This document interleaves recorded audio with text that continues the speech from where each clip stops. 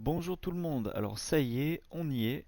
Je me lance à vous faire la vidéo explicative de mon modpack. On va d'abord commencer par une explication générale de tous les modes que vous utiliserez le plus dans mon modpack. Et ensuite, je vous montrerai un peu les ajouts que j'ai fait d'événements et de villages marchands. Voilà, donc on va commencer tout de suite avec une revue des modes. Pour ce qui va être des mobs, des entités, donc il y en aura plein de nouvelles, ça je vous laisserai le voir par vous-même en partie, je ne vais pas vous les montrer tout de suite, ça serait un peu du spoil. Alors déjà, on a plusieurs modes de mobilier pour les amateurs de décoration, avec Another Furniture, Mr. Crayfish Furniture Mode, voilà, il y a vraiment de tout, de quoi faire une jolie cuisine. Voilà, il a une interface un peu spécifique, on peut mettre des filtres pour voir ce qu'on veut ou ce qu'on veut pas voir, les rangements par exemple, là j'aurai que les rangements. On a un petit frigo ici, c'est sympa. Donc là, visiblement, tout est en bois et à côté, on a un peu plus de choix avec des fauteuils qui sont vraiment sympas. Là, il y a des lampes, des barbecues.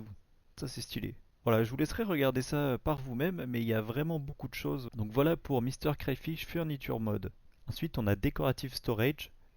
Voilà, pareil, ça je vous laisse regarder par vous-même, il y a quelques trucs sympas.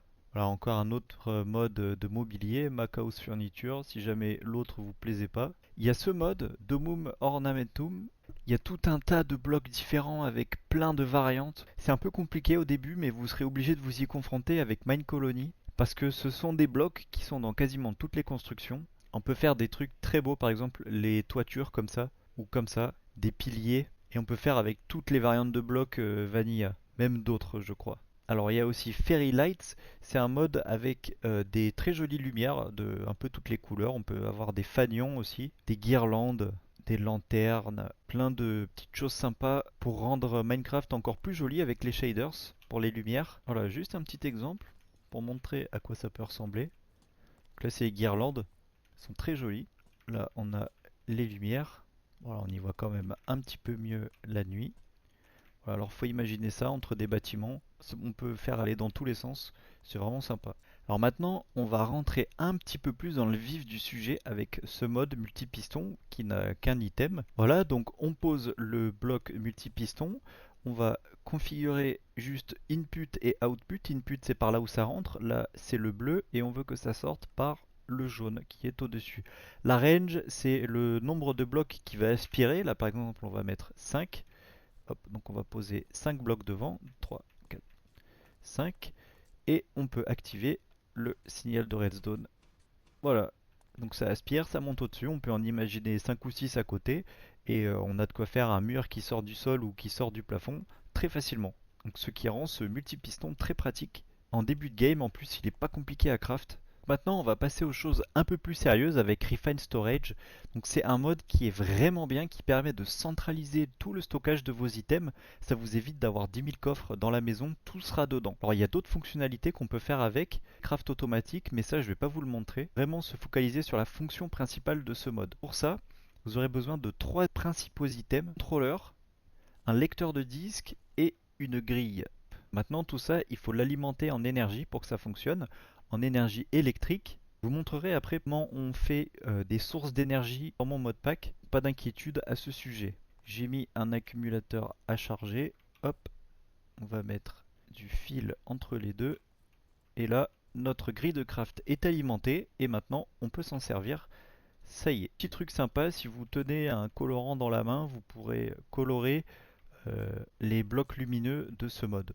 Donc maintenant on va pouvoir mettre tous nos items à l'intérieur, mais il n'y a pas encore de stockage. Donc c'est pour ça qu'il y a le lecteur de disques dans lequel il faudra insérer tous les disques qu'on aura craft. Alors il y en a plusieurs en fonction de leur stockage, ils sont plus ou moins compliqués à crafter. Donc le 64 c'est le maximum. Il est compliqué à crafter, c'est pas en début de game qu'on va pouvoir le faire, il y a besoin de beaucoup de ressources pour le faire. Donc là on voit qu'on a 81 000 items qu'on peut stocker au total avec ces trois disques.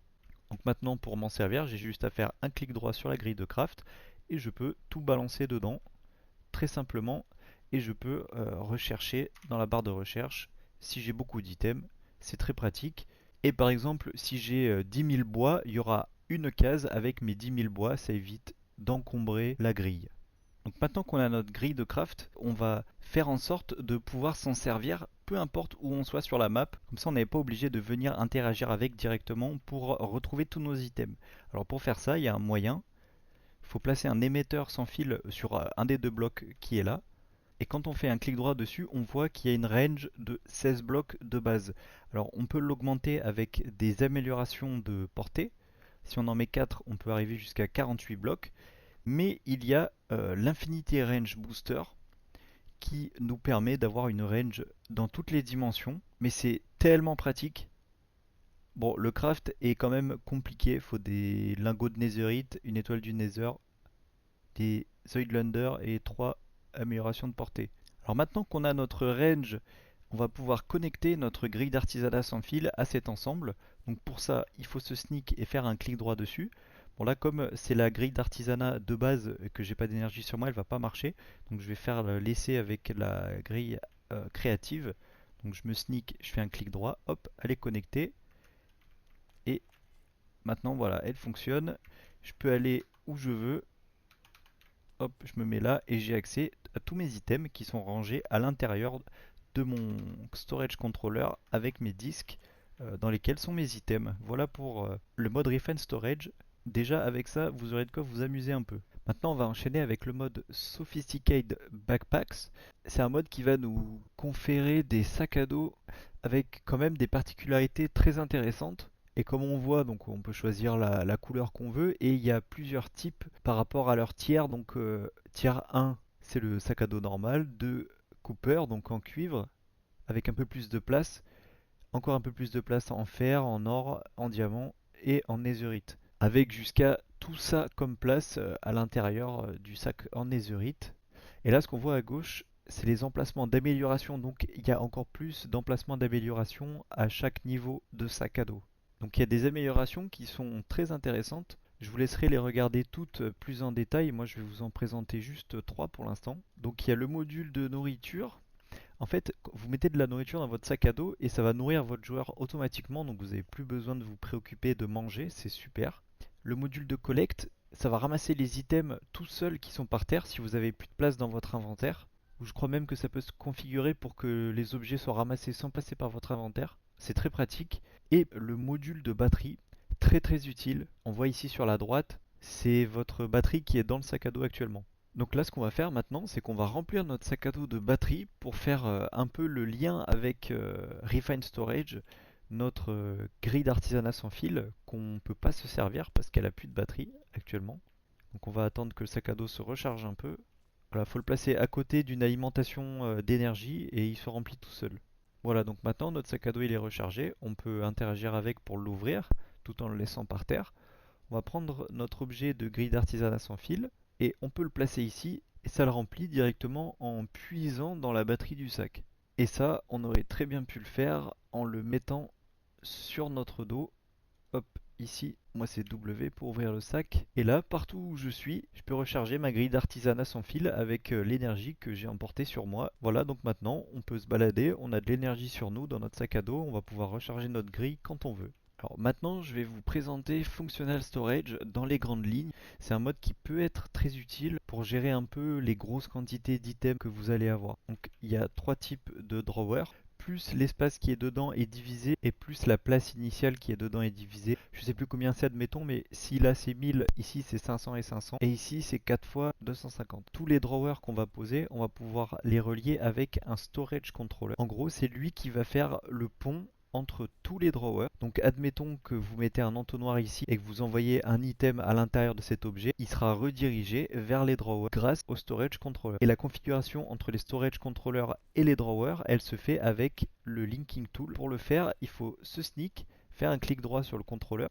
on fait un clic droit sur un drawer, on continue pour avoir sélectionner tous les drawers et là tous ces drawers sont connectés avec ce contrôleur. Alors je sais qu'on peut mettre des filtres, je sais plus exactement comment ça marche, mais en gros par exemple si vous minez vous allez avoir beaucoup de pierres différentes, ça peut vite engorger la grille de craft si vous n'avez pas beaucoup de disques de stockage et donc tout ça l'idéal c'est de le mettre dans des drawers qui se craftent très facilement et vous pourrez même vous servir de tous ces drawers comme d'un stockage externe pour votre contrôleur de Refine Storage. Alors c'est pareil, je sais plus exactement comment ça marche, je crois que voilà c'est avec ces blocs là et des câbles, mais il est aussi possible de le faire en réseau. Mais bon voilà, il y a cette possibilité et après les drawers ont On peut s'en servir pour remplacer les coffres si on veut, pour avoir les items visibles. Voilà, il y a plein d'utilisations possibles. À vous de voir comment vous voudrez vous en servir. Alors maintenant, je vais juste vous montrer un mode très sympa que j'ai rajouté, c'est qui s'appelle Parkour. En gros, c'est un mode qui sert à faire du parcours, un peu comme un Yamakasi. Ça permet de faire des choses comme ça, de glisser. On peut faire des sprints un peu plus rapides. Donc là, il y a deux blocs.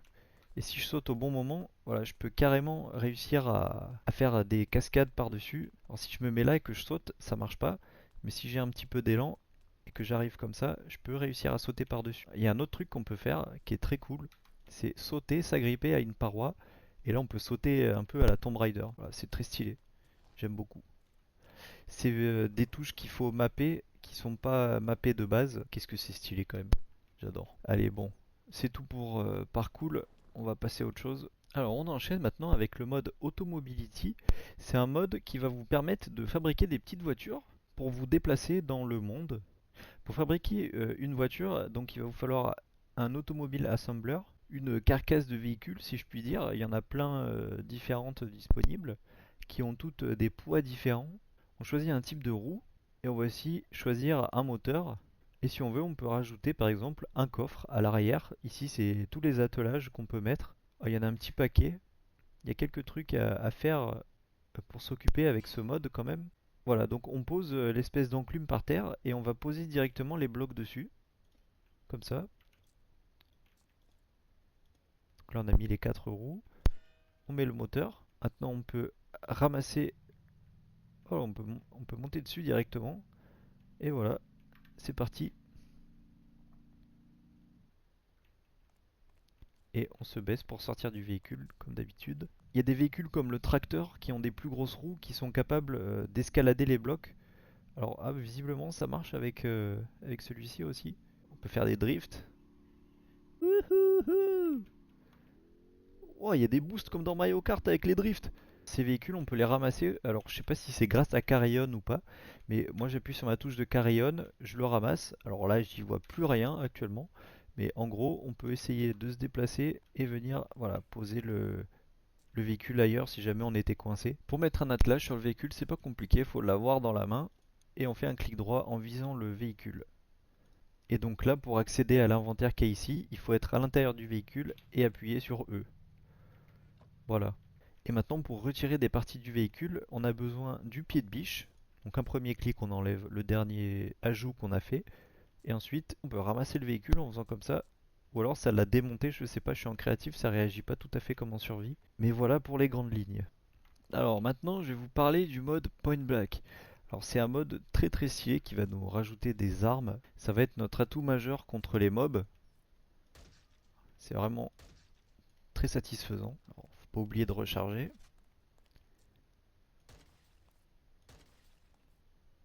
On peut aussi changer de mode d'arme automatique, semi-auto. Ça dépend des armes. Il y a même des modes rafale ou d'autres modes. Voilà, bon, je vous laisse découvrir un peu ce mode tout seul. Il est vraiment cool. Il y en a pour tous les goûts. Ça va plaire aux amateurs de Call of Duty. Alors pour enchaîner sur Point Blank, il y a un truc qu'il va falloir que vous fassiez au tout début, c'est remapper les touches, surtout pour Point Blank, parce que par exemple la touche pour recharger, qui est R à la base, elle sert à faire une autre action, c'est recharger les shaders. Donc assignation des touches. Ici vous tapez shaders, recharger les shaders. Moi je l'ai changé, j'ai mis la touche 7 du pavé numérique, mais à la base c'est R. Et ça faut le modifier. Et du coup pour le mode point blank, si vous descendez un peu, voilà, vous arrivez ici, point blank, et vous pouvez attribuer les touches pour changer de viseur, changer de mode de tir, inspecter l'arme, c'est une petite animation sympa. Mode de fixation, c'est pour avoir accès aux accessoires qui sont sur les armes. Donc vous pourrez inspecter votre arme comme ça et changer le viseur, la crosse, rajouter une poignée, un silencieux, un frein de bouche. Enfin vous verrez quoi, tout ce qu'il y a avec le mode. Et c'est pareil pour le mode parcours.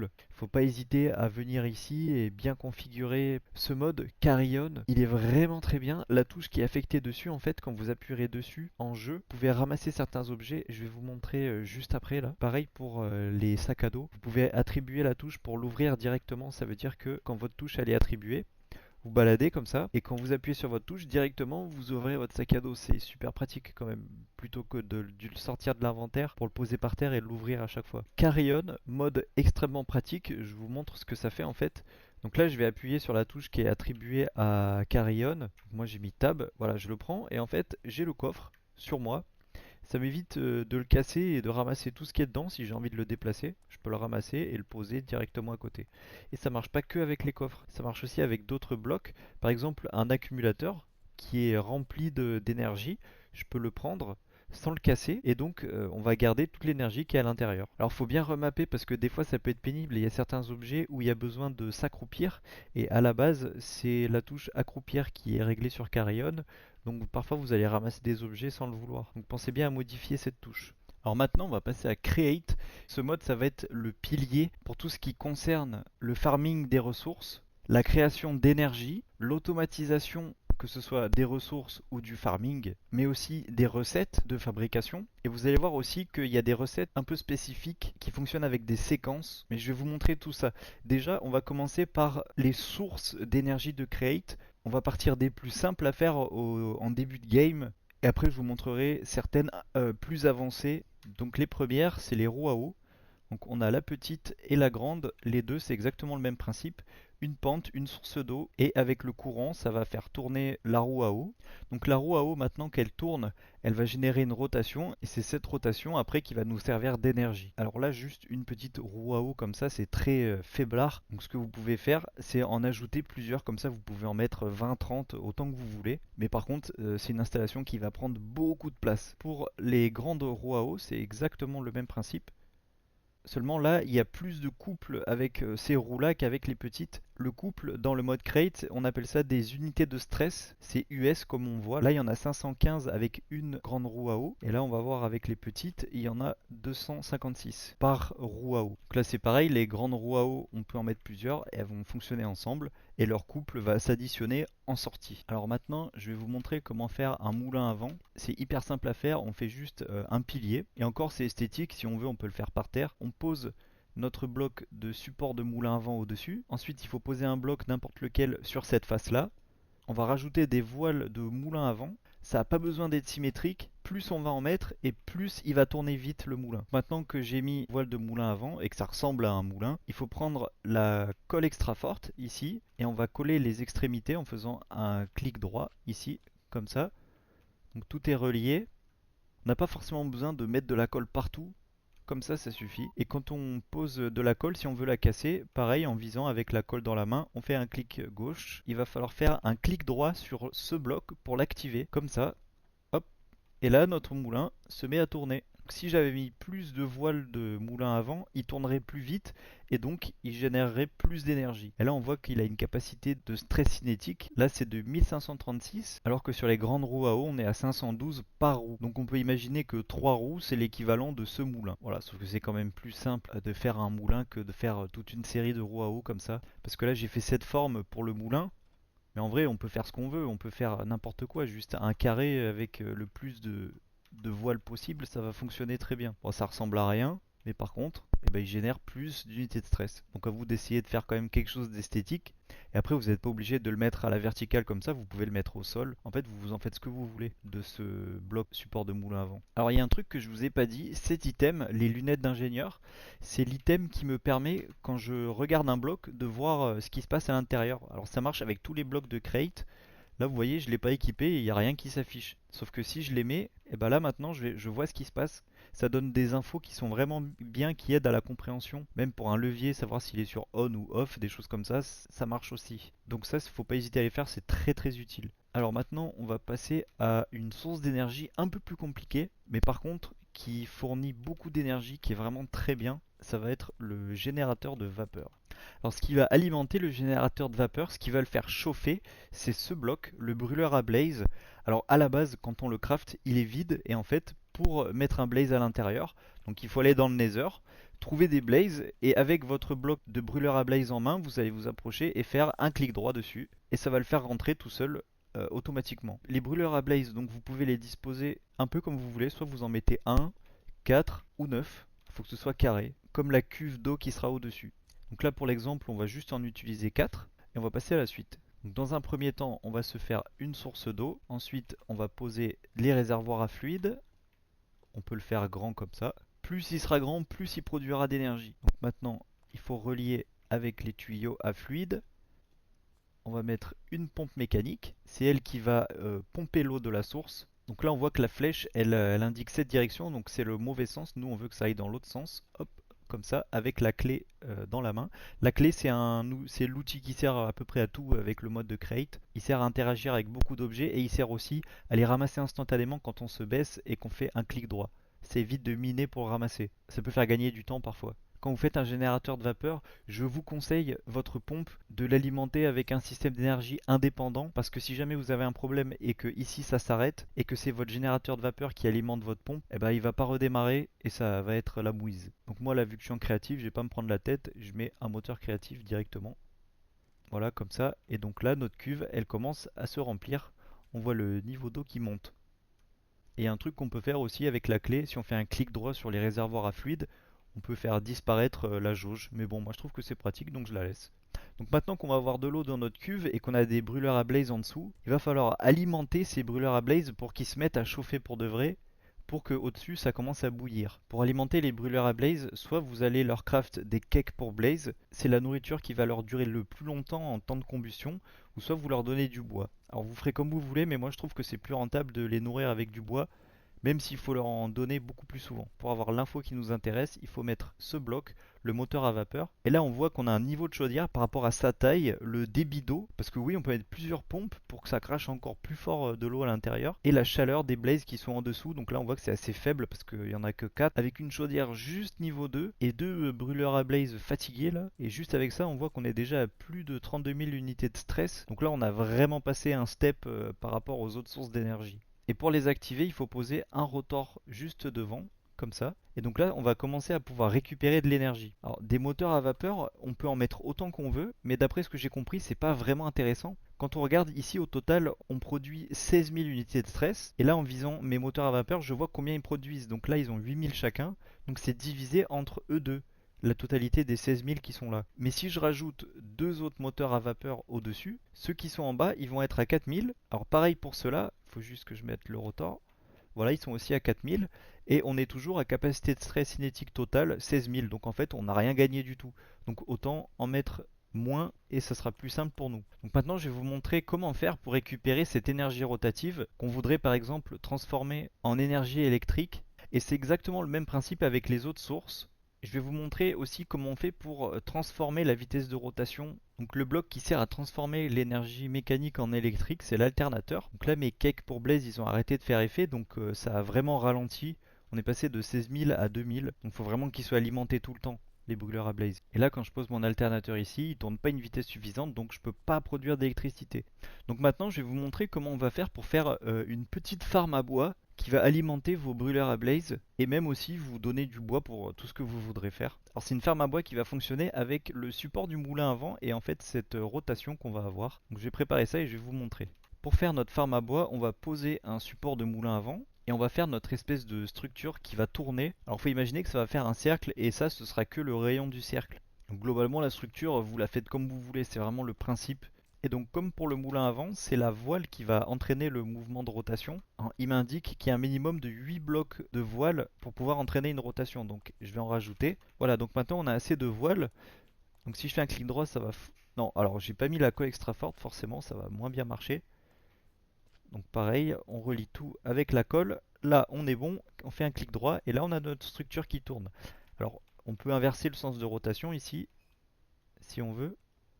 Voilà. Et on peut l'arrêter en faisant un clic droit dessus. Hop, comme ça. Maintenant, il va falloir qu'on mette des déployeurs. C'est eux qui vont planter les pousses d'arbres. Voilà, faut essayer de les positionner en sorte qu'on ait les filtres face à nous. Hop. Et de ce côté-là, on va pouvoir mettre les scies mécaniques qui vont couper les arbres qui seront poussés. Et on va rajouter deux coffres dans la structure et ils vont être détectés automatiquement par le support de moulin à vent. Donc là, on colle tout, on colle les coffres, on va coller les déployeurs et on va coller les supports de moulin à vent à la structure. Voilà, donc il faut vérifier que tout tourne ensemble. On voit que les déployeurs y fonctionnent. En fait, c'est l'énergie de rotation du moulin à vent qui va alimenter tout le reste. très simplement. Alors maintenant, l'idéal, c'est d'être sur une surface où il n'y a pas de la terre partout. Sinon, les déployeurs, ils vont planter des pousses partout et ça va être un peu le chaos. Donc l'idéal, c'est de faire une zone avec de la pierre ou ce que vous voulez et de laisser juste quelques blocs de terre où les arbres pousseront dessus. Voilà, donc on a nos blocs de terre. Bon, alors juste les coffres, évitez de les mettre là parce que on peut pas les ouvrir. Donc je vais en remettre un ici que je colle et je vais mettre mes pousses d'arbres dedans. Maintenant, il devrait pouvoir planter tout seul dès qu'il va détecter un bloc de terre. Voilà. Donc là, on aurait pu imaginer qu'on aurait pu le faire plus grand. On aurait eu encore une plus grande zone. Donc là, maintenant, toutes ces pousses, elles vont donner des arbres. Et ça va les scier automatiquement, ramasser le bois et mettre dans ce coffre tous les autres items, des bâtons, des pousses et des bûches. Alors attention, les scies mécaniques là, si on se met devant, qu'on est en survie, ça va faire très mal. Alors faut pas rester devant. Donc là, il y a un arbre qui a poussé, ça commence. Donc là maintenant, il va être coupé. On voit qu'il est miné par les blocs de scie mécanique. Voilà, comme ça. Hop, et là maintenant, on retrouve les items de bois dans le coffre. Donc maintenant, le but, ça va être de récupérer les items qui sont là et de les envoyer automatiquement dans les brûleurs à blaze. Pour faire ça, vous pouvez utiliser l'interface de stockage portable qui va permettre à chaque rotation de récupérer ce qui est dans le coffre. Donc pour faire ça, le mieux, c'est d'arrêter cette machine. Il faut poser une interface de stockage, peu importe où on veut sur notre structure. Comme le reste, il faut la coller. Et maintenant, il faut en mettre une autre en dehors de la structure avec un bloc entre les deux, comme ça. Donc là, on peut utiliser la clé pour le retourner. On va pouvoir relancer notre machine et on n'a plus besoin de l'arrêter maintenant, on a tout ce qu'il faut. Pour que les items sortent de ce bloc une fois qu'ils rentrent à l'intérieur, il faut mettre un entonnoir. La flèche qui est sur le côté, ça indique le sens des items. Donc là, elle est dans le bon sens déjà. Donc quand l'interface sera en face de l'autre côté, les items vont tomber par terre. Donc on va mettre quelque chose ici pour récupérer nos items et les envoyer là-bas. Donc là, à partir de ce moment-là, vous faites vraiment tout comme vous voulez. Là, c'est juste pour vous montrer un peu les fonctionnalités de Create. Donc je vais vous montrer comment on fait un tapis roulant. Il faut poser des rotors comme ça. Avec le tapis roulant, vous faites un clic droit sur un rotor, puis un clic droit sur l'autre, et là on a un tapis roulant et les items tombent dessus. Maintenant, ce tapis roulant, il faut lui donner de la rotation dans un des rotors, et les items vont être emmenés jusqu'à l'autre bout du tapis roulant. Donc là, ils vont tomber par terre, mais on va mettre un éjecteur qui vont les envoyer jusque là-bas. Alors avant de poser l'éjecteur, il faut aller poser ici l'endroit où on veut qu'ils atterrissent. Il faut rester aligné sur la coordonnée où on aura notre éjecteur. Donc alors là, on a plusieurs options. Soit on va mettre une chute pour que les items tombent à l'intérieur, soit on va directement mettre un autre tapis roulant. Les items vont aussi tomber dessus. En fait, pour savoir si les items peuvent tomber ou pas, c'est en réglant l'éjecteur. En fait, pour régler la chute de l'éjecteur, il faut se baisser, faire un clic droit. Et si on a cible sélectionnée qui apparaît, c'est bien que l'éjecteur fonctionne. Donc là, on va aller le poser. Voilà, on le pose juste là. Pareil, l'éjecteur, il faut l'alimenter en rotation. Et on peut sélectionner ici la taille de la pile qui est éjectée. Si on règle sur 1, ça va tirer comme une mitraillette tous les items qui vont être dessus. Donc ça risque de faire des lags, enfin c'est pas le but. Donc on va régler sur 30 par exemple. Donc quand il y en aura 30 ici, ils vont être envoyés sur ce que j'ai sélectionné là-bas. Voilà, là on voit qu'il y en a 10, donc ça va bientôt arriver. Alors il y a un truc que j'ai oublié de vous dire. Nous là, le but c'est de récupérer que les bûches, hein. Là-bas on a des pousses, on s'en fiche un peu des pousses. On peut remplacer cet entonnoir en andésite qui n'a aucun filtre par un entonnoir en laiton sur lequel on aura un petit emplacement de filtre. Donc là je vais prendre une bûche de bouleau et je vais la mettre sur le filtre. Et donc maintenant l'entonnoir il laissera passer que les bûches de bouleau, donc le reste ça va rester dans le coffre. Après on pourrait imaginer qu'on met une autre interface de stockage avec un entonnoir pour les bâtons pour éviter que ça pollue le coffre qui est là-bas. Et par contre quand il y aura trop de pousses, faudra aller les enlever ou alors trouver un moyen de faire en sorte qu'elles soient filtrées aussi. Donc si le tapis roulant qui est ici ne tourne pas, l'éjecteur qui est là-bas il va rien envoyer. Voilà, donc il faut bien l'alimenter et là on devrait avoir notre pile qui va arriver quand il y en aura 30. Maintenant je vais vous montrer comment faire pour que les items soient transportés des tapis roulants jusqu'au brûleur à blaze automatiquement. Hop, donc on va agrandir un petit peu le tapis roulant, juste là, ça suffit. Voilà, comme ça. Hop, faut remettre le moteur en face d'un rotor. Maintenant on va poser un dépôt juste là pour que les items restent ici et pas qu'ils tombent par terre. Et c'est avec le bras mécanique qu'on va pouvoir faire ça. Donc avec ce bras, quand on l'a en main, on va sélectionner extraire les objets depuis le dépôt et on va cliquer sur tous les brûleurs à blaze pour que ça les dépose à l'intérieur. Comme ça. Et maintenant, je le pose. Et donc là, j'ai bien un message comme quoi il a une entrée et 4 sorties. Donc pareil, le bras mécanique, il faut l'alimenter. La particularité, c'est qu'il est alimenté que par les roues. Et donc là, maintenant, quand on aura des bûches sur notre dépôt, le bras mécanique va faire le boulot tout seul à notre place. Voilà, donc on a notre éjecteur qui va commencer à fonctionner. Voilà, il a envoyé les blocs là-bas. Et on va avoir notre bras mécanique qui va prendre les bûches et qui va les donner aux blazes dès que les blazes auront faim. Donc pareil, ici, plus ça tourne vite, plus le bras se déplace rapidement.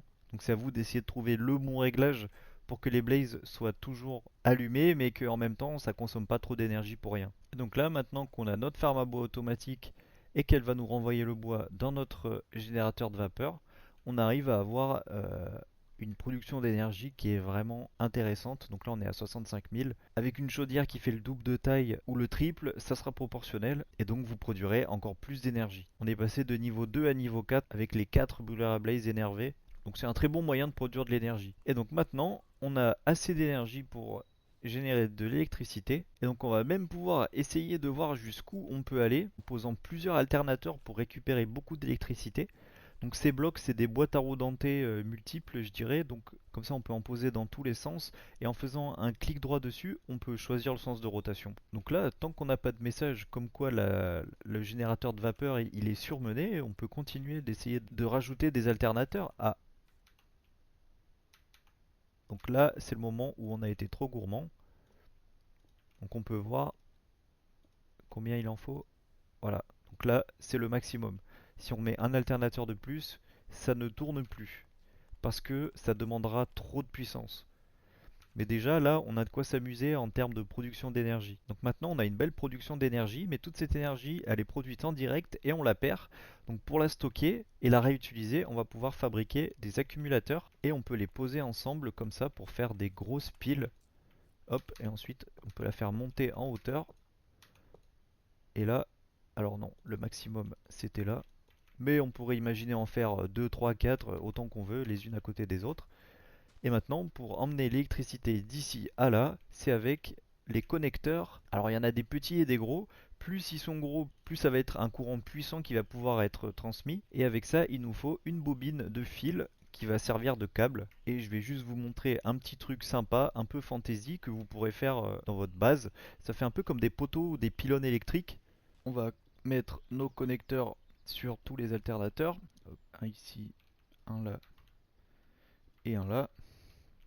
Là, on va pas pouvoir connecter tous les connecteurs à un seul. Ça va faire beaucoup trop de fils pour un connecteur. Là, pareil ici. Et maintenant, on va pouvoir connecter ces deux à celui-là. Et celui-ci à ici. Hop. Et donc là, ça va remplir notre accumulateur. Donc là, l'accumulateur, il n'est pas encore en train de charger. Peut-être que les connecteurs, ils sont mal réglés. Donc là, les lunettes de l'ingénieur sont très utiles. On peut voir s'ils sont bien en mode réception ou envoi. Alors cela, c'est bizarre, mais qu'ils soient dans n'importe quel mode. Ici, ça continue de recevoir de l'énergie. Oh, celui-ci, pareil. Il n'y a que celui-là qui doit vraiment être en mode envoi, vu qu'il l'envoie directement dans l'accumulateur. Je sais pas si on n'a pas un peu de perte avec tous ces connecteurs et ces câbles. Je pense que l'idéal, ça reste quand même de connecter tout directement à l'accumulateur pour pas avoir de perte. Mais voilà, il y a plein de manières de faire. Je vous laisserai faire comme vous voulez. Là par exemple, au lieu de mettre 8 alternateurs, on aurait pu en mettre que 4 en doublant la vitesse de rotation qu'elle a avec ce bloc, le contrôleur de vitesse de rotation. Je vais vous montrer très rapidement. Alors, il fonctionne avec une grande roue dentée. Alors, il faut poser la roue dentée ici et il faut que le contrôleur soit en dessous. C'est là qu'on va mettre nos boîtes à roues dentées et normalement on va mettre que 4 alternateurs. On va régler une vitesse différente et on va réussir à arriver à surménage. Voilà, maintenant qu'on a nos 4 alternateurs, on va essayer de voir la vitesse de base avec le bloc compteur de vitesse.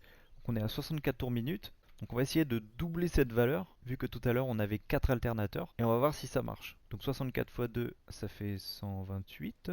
Hop, et ça fonctionne. Alors on peut essayer de gratter un tout petit peu. Oh là, même pas, non, c'est pile 128. Alors on peut pas essayer de gratter un peu plus. Mais bon, donc là, proportionnellement à tout à l'heure, on produit autant d'énergie, mais on a eu besoin de fabriquer moins d'alternateurs. Et ça sera plus simple de gérer moins de connecteurs. Donc là, on va pouvoir tous les mettre directement les uns sur les autres. Donc on récupère directement toute notre énergie et elle va être accumulée dans les accumulateurs. Donc maintenant je vais vous montrer le fonctionnement d'un mode hyper important pour le mode pack, c'est FTB Chunk. En gros c'est le mode qui va vous permettre de protéger les zones que vous voulez protéger, qui va vous permettre en même temps de charger vos farms. Parce que oui, en fait là, tout fonctionne parce que je me trouve juste à côté. Mais il suffit que je m'éloigne un peu ou que j'aille dans une autre dimension et en fait tout ce qui est là, bah, ça fonctionnera plus parce que justement je suis pas à côté.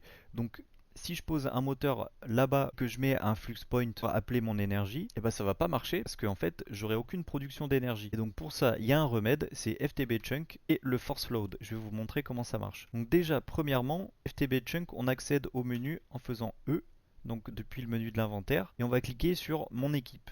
On arrive dans ce menu, on va se créer une équipe, nom de l'équipe, on met ce qu'on veut, description, on s'en fout, créer une équipe, hop, on retourne dans le menu, et là maintenant on a notre équipe qui est faite. On va pouvoir y ajouter des joueurs si on veut. Donc là on aura les autres joueurs qui sont dans le serveur. Si vous voulez leur donner des autorisations dans les chunks que vous avez claim. Alors j'ai oublié d'expliquer, mais pour les plus noobs d'entre vous, un chunk, c'est une espèce de coordonnée. Ça fait 16 blocs par 16. Là on voit que je suis dans le chunk 7, 4, 11. Si je me déplace, ça va changer. En fait, il y en a un peu partout des chunks. C'est comme ça que Minecraft fonctionne aussi. Par exemple, avec les render distance jusqu'où on peut voir, ça marche en chunk aussi. Quand on règle 10, 12 ou 8. Donc il y a un moyen très facile de voir les chunks autour de nous. On fait F3 plus G. Là, on a des quadrillages de chunks qui sont apparus. Et on va pouvoir voir les délimitations. Donc là, par exemple, je vois que je passe dans un autre chunk. Et c'est comme ça qu'on va pouvoir facilement délimiter la zone du chunk pour pas la dépasser. L'idéal quand on fait des farms comme ça, c'est de faire F3 plus G et de bien les faire dans un chunk. Comme ça vous évitera de claim plusieurs chunks. Une farm qui aurait pris en vrai qu'un seul chunk de place. Alors donc je reprends mes explications. Mon équipe. Là maintenant ce que vous allez pouvoir faire, c'est définir les conditions qu'il y aura quand on va se trouver dans un de vos chunks. On va dans les paramètres et ici on va trouver toutes les conditions qu'on peut régler. Donc par exemple on a Allow Explosion Damage, ça veut dire autoriser les damages d'explosion. C'est réglé sur faux d'origine, ça veut dire que si une TNT explose, elle fera aucun dégât. Là on a autorisé le combat PVP, vous pouvez le mettre sur false pour que personne puisse venir vous infliger des dégâts. Et vous avez des choses comme block edit mode, ça veut dire poser et casser des blocs. À l'origine, c'est réglé sur allié.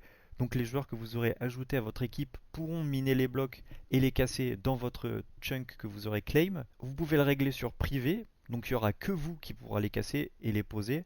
Et vous pouvez mettre sur public, et là tout le monde pourra interagir avec ces blocs. Alors les interactions de blocs, c'est tout ce qui va être des clics droits sur par exemple des coffres, régler les vitesses des moteurs, ou interagir avec votre contrôleur de Refine Storage. Et on a Claim Visibility, c'est quand on est ici dans cet onglet, on voit qu'il y a des couleurs assignées au chunk. Et là c'est public, ça veut dire que si un autre joueur vient, il peut voir que ici ça a été claim par moi. Si je le mets en privé, et ben il le verra pas et il aura la surprise en essayant de péter des blocs de voir que ça marchera pas. Et donc du coup maintenant je vous montre comment on fait pour claim un chunk. On va ici dans FTB Chunk Map, on reclique sur Claim Chunk et là on va faire des clics gauche sur tout ce qu'on veut claim. Donc moi je vous ai réglé 8 claims maximum par joueur. Donc il faudra faire avec. Pour les enlever, on fait des clics droits. Et pour faire un force load, c'est ce que je vous ai expliqué, c'est pour faire croire au jeu que vous êtes dans ce chunk. Donc tout ce qui sera dedans chargera comme si vous étiez dedans. Vous cliquez sur Shift et vous faites un clic droit. Et là, on voit des rainures qui apparaissent.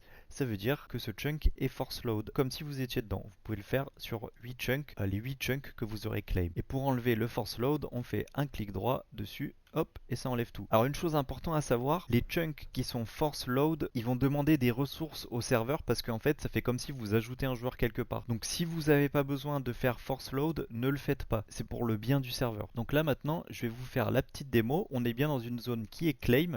Je vais essayer de faire péter une TNT. On va voir si elle détruit des blocs. Tac, et voilà, non, ça marche pas, c'est bien ce qu'on voulait. Donc maintenant on va pouvoir protéger l'essentiel de ce qu'on veut absolument pas perdre. Donc voilà pour FTB Chunk. Autre chose à savoir en mode créatif, c'est ces moteurs électriques qui vont vous servir à faire de la rotation. Et il y a aussi ce moteur en survie qui peut être très pratique, c'est le Kinetic Motor.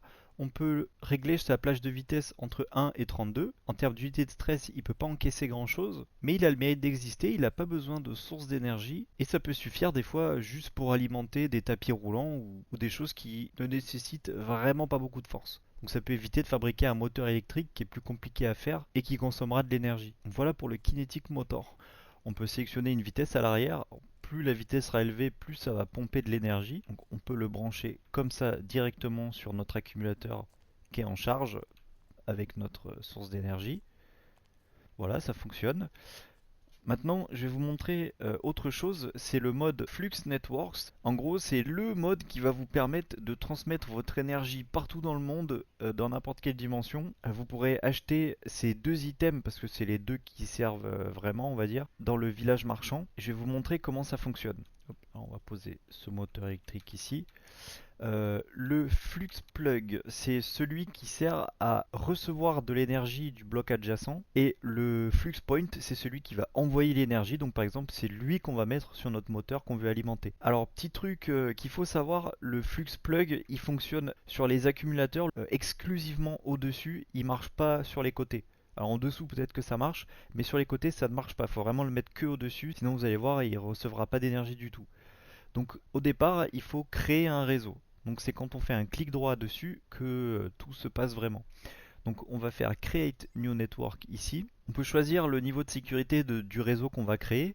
Donc on peut le mettre en public, tout le monde y aura accès. On peut mettre un mot de passe si on veut le donner à quelqu'un. Là on va le mettre en privé, comme ça on n'est pas embêté, mais on peut toujours le modifier après. On peut choisir une couleur pour notre réseau, ça n'a aucune incidence. Hop. Et donc là, maintenant que notre réseau est créé, avec notre flux plug, on va pouvoir aller dans Network Selection et le sélectionner. Hop. Donc là maintenant, notre flux plug alimente notre réseau. Il y a quelques options ici. Power Surge, en gros, c'est pour mettre une priorité absolue sur ce bloc. Sur un flux plug, ça sert à rien vu que c'est lui qui confère l'énergie au réseau. Bypass limit, c'est pour que la limite de transfert soit beaucoup plus haute que celle d'origine. Et le chunk loading, je vous conseille pas de le mettre. Faites plutôt un force load avec FTB chunk comme je vous ai expliqué tout à l'heure. Voilà, donc là maintenant, notre réseau va être alimenté en énergie et c'est notre accumulateur qui va servir de cuve tampon d'énergie. Et donc pour rappeler l'énergie qui est dans notre réseau de flux network, on va utiliser le flux point. On le pose sur le bloc qu'on veut alimenter. Pareil, il faut sélectionner notre réseau, hop, et là, le moteur fonctionne. Il reçoit bien l'énergie qui est dans l'accumulateur. Ça peut être extrêmement pratique, que ce soit pour des véhicules ou pour Create hors excavation que je vais vous montrer après. Et donc du coup, un dernier truc que vous pouvez faire maintenant que vous en êtes arrivé là dans la partie, vous allez pouvoir vous configurer un réseau sans fil dans Wireless Charging pour par exemple faire charger soit votre grille d'artisanat sans fil ou soit directement votre sac à dos dans les slots Curios. Alors juste pour info, les slots Curios, c'est quand on appuie ici à gauche, on a quelques slots en plus qui vont vous permettre d'avoir un peu plus de stockage d'items sur vous. Et le sac à dos, vous pouvez le mettre ici. C'est pareil pour les lunettes d'ingénieur, j'aurais pu les mettre là, comme ça je peux toujours avoir mon set d'armure complet. À partir de ce bloc, le flux controller. Donc pour configurer ça, toujours un clic droit, wireless charging, on va faire enable wireless, donc c'est pour l'autoriser. Et donc en fait tout ça c'est les slots d'inventaire. On va pouvoir choisir où est-ce qu'on veut que l'énergie de notre réseau Flux Network soit appliquée. Donc les Curious Slots, comme je vous ai expliqué, si vous voulez faire charger votre sac à dos, on va l'activer en faisant un clic gauche. L'inventaire principal ça nous intéresse pas. Et notre barre d'inventaire qu'on a en jeu, ça nous intéresse. On fait appliquer. Voilà, quand on le quitte, directement notre grille d'artisanat sans fil s'est rechargée. Et si on regarde notre sac à dos, la batterie est pleine. Donc là maintenant, peu importe où on sera dans le monde, notre grille d'artisanat sans fil fonctionnera toujours. Et on aura toujours un peu de batterie sur nous grâce au sac à dos. Ça peut dépanner en cas de coup dur. Donc voilà pour ce qu'on peut faire avec Flux Networks. Alors à savoir, il y a d'autres manières de produire de l'énergie. Il y a Create the Factory Must Grow Up. Vous aurez la possibilité de construire des grosses machines pour extraire du carburant du sol.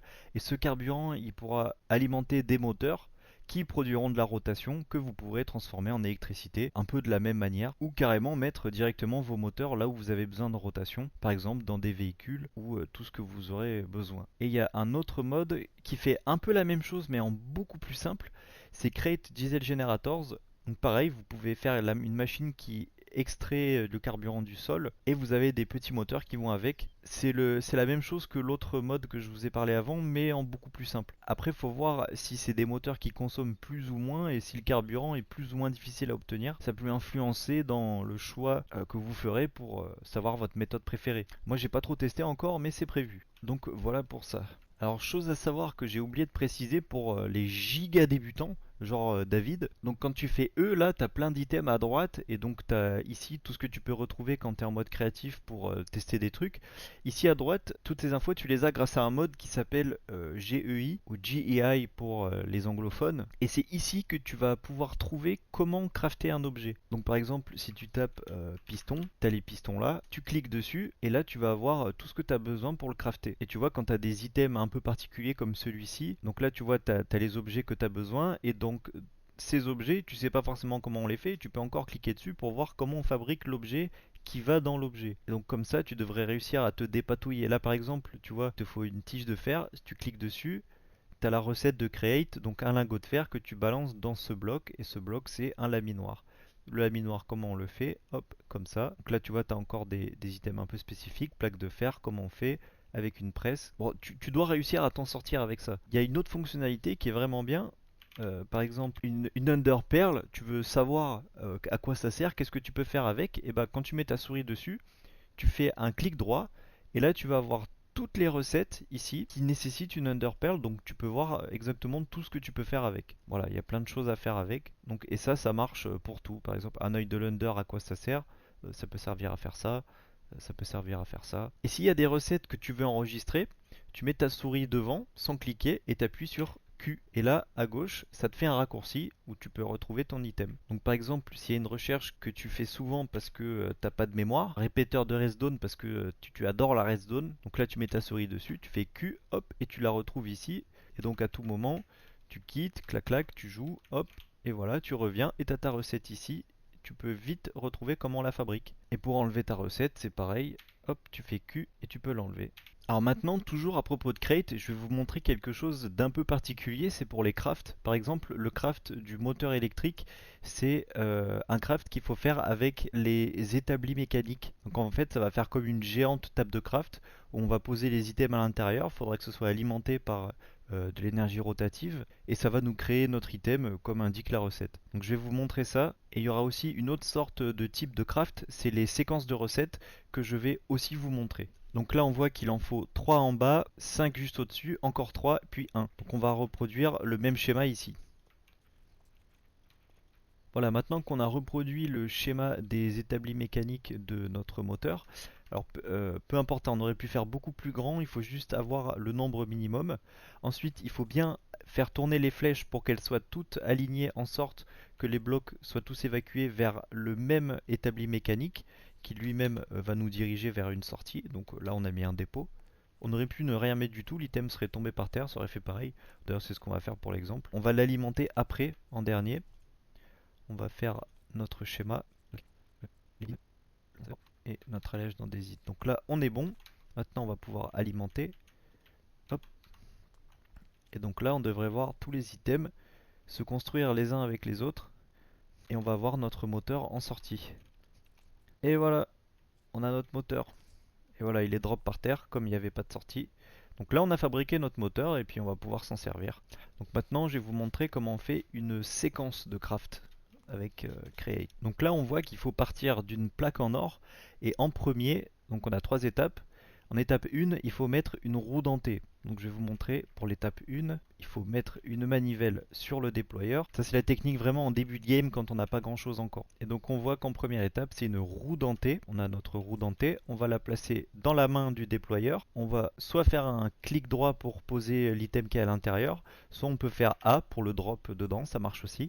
Et là avec la manivelle, hop, on fait descendre notre roue dentée à l'intérieur. Et donc là, on a commencé notre procédure de séquence de recettes. Donc on pourrait continuer en mettant une grande roue dentée dans la main du déployeur. Ensuite, on pourrait mettre une pépite de fer dans la main du déployeur et mouliner à chaque fois. Mais moi, je vais vous montrer une méthode un peu plus avancée pour pouvoir faire la séquence automatiquement. Et juste petite précision, donc là, il y a 3 étapes, mais ici, on a l'indication comme quoi il faut répéter 5 fois. Donc ça veut dire que 5 fois, il faut mettre une roue dentée, une grande roue dentée et une pépite de fer. Donc c'est pour ça que le faire à la main, à l'ancienne, avec la manivelle et un déployeur, ça peut prendre du temps, surtout s'il y en a plusieurs à faire. Voilà, donc là on a tout notre système qui fonctionne. On a un tapis roulant au milieu avec nos 3 déployeurs avec des filtres pour chaque objet qu'on veut. Donc le tapis roulant va dans ce sens. Donc en premier on a la petite roue dentée, la grande roue dentée, la pépite de fer.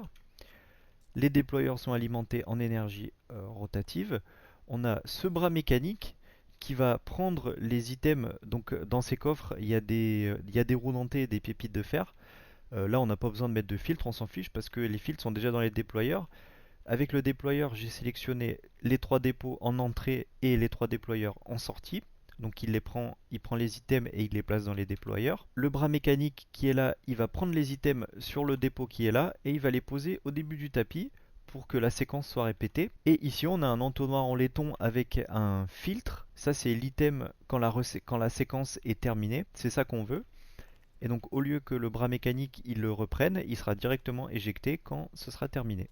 Donc on va pouvoir faire l'essai maintenant. Hop. Donc ça va faire ça 5 fois. Alors vous allez voir des fois quand vous allez faire des séquences, ça va vous sortir des objets qui n'étaient pas prévus, mais c'est normal, ça fait partie du mode. Des fois il y a des petites erreurs. Par exemple, il y a des chances pour qu'à chaque craft, votre item soit cassé ou qu'il redevienne une plaque d'or comme il était au début. Et voilà, il est terminé, il est là. Donc voilà ce qu'on peut faire comme séquence. Après là c'est 3 déployeurs, mais on pourrait avoir une presse au début et un mixeur mécanique à la fin. On peut vraiment faire tout ce qu'on veut, en fonction de nos besoins quoi. Donc on va enchaîner sur un mode très pratique, c'est Crate or Excavation. C'est un mode qui va vous permettre d'extraire des ressources comme du diamant, de l'émeraude, de la redstone, du fer, de l'or, tous les minerais de base en fait, même la netherite je crois. Et c'est la manière la plus efficace, la plus optimisée pour avoir ces minerais là en quantité. Donc pour ce faire déjà, il vous faudra fabriquer un Ore Vein Finder. C'est un item qui vous permet de trouver le chunk où vous aurez une veine de minerai. Donc là par exemple si je clique ici, je vois en bas à gauche dans le chat c'est écrit Found in chunk, nothing, ça veut dire rien du tout. Et found nearby, ça veut dire trouver pas loin, rien du tout non plus. Et donc il y a des traces d'eau parce qu'il y a aussi la machine pour extraire du fluide. Alors, je sais pas exactement à quoi ça sert. L'eau c'est pas compliqué à obtenir, on va pas se servir de ça pour avoir de l'eau. Mais bon, donc du coup là en fait le but c'est de se balader, de cliquer par terre avec et d'essayer de trouver un chunk où on va avoir quelque chose. On va essayer de trouver ça et je vous reprends après. Alors donc mes recherches m'ont amené assez loin, donc j'ai mis une Waystone. Waystone ça vient du mode Waystone et c'est très pratique, ça nous permet de nous téléporter à différents endroits en échange de quelques points d'XP. Et ça c'est des objets que vous pouvez ramasser dans votre inventaire pour les poser où vous voulez, donc vous pouvez les voler si vous en voyez. C'est vraiment pratique. Donc là, hop, voilà. Donc là, c'est la zone où j'ai trouvé un chunk avec mon Ore Vein Finder. Voilà, on voit Found in Chunk, fer brut. Donc quand vous allez faire des recherches, vous allez voir, au départ vous allez être dans cette zone, après là, et au fur et à mesure vous allez arriver dans la bonne zone. Alors moi je me suis délimité le chunk. Il faut être pile poil dans le chunk pour que ça fonctionne, et ça va vous simplifier si vous voulez faire un force load, d'être pile dans le chunk, vu que c'est en gros toute cette surface qui sera chargée comme si vous étiez sur place. Donc ensuite, il va vous falloir la drilling machine, c'est elle qui va extraire. C'est un craft qui est assez compliqué, mais en même temps, c'est une machine qui vaut le coup, donc bah, c'est normal. Là, vous la posez où vous voulez, faut pas forcément qu'elle soit sur de la terre ou sur de la pierre, faut juste qu'elle soit dans le chunk en fait. Une fois qu'elle est posée, il va vous falloir une drill. C'est une foreuse, vous mettez celle que vous voulez, enfin, je sais pas quelle différence ça fait entre les trois. Vous faites un clic droit et on va voir que en dessous elle est apparue, la foreuse, voilà. Il va vous falloir à minima un entonnoir pour que les items sortent de la drilling machine. Et ici, sur cet axe, il va vous falloir une source d'énergie. Alors nous, comme on est en créatif, on va pas se prendre la tête et on va mettre un moteur créatif. Là, c'est le moment où le mode Fluxwork est vraiment très utile parce que ici, vous mettez quelques moteurs électriques avec un flux point et vous pouvez appeler votre énergie depuis votre base sur ce chunk pour miner. Ah voilà, on commence à avoir. Et donc c'est pareil comme le reste, hein, plus la vitesse de rotation sera élevée et plus ça va miner fort. Alors je crois que j'ai plus mes lunettes d'ingénieur. Là, voilà, là on voit des infos intéressantes. On voit la vitesse de progression de notre drilling machine. Donc là c'est très rapide, hein. On va avoir très rapidement beaucoup de fer et donc après on peut essayer de trouver d'autres chunks avec d'autres minerais pour automatiser ça. Donc voilà pour Crate or Excavation. Alors maintenant on va passer aux choses vraiment intéressantes avec Craig Big Cannons. C'est le mode qui va vous permettre de détruire les autres joueurs, leur colonie, leur structure, etc. Donc il y a quelques trucs à savoir. Déjà, ce bloc, le support de canon, c'est le bloc où seront posées toutes les structures de canon. Donc après, globalement, c'est plus ou moins les mêmes choses avec des matériaux différents. Donc on a en bois, en fer forgé, en bronze, en fonte, en acier, on a quelques trucs en netherite. Tout sera en vente dans le marché, vous verrez. On retrouve tout un tas d'obus différents, de munitions.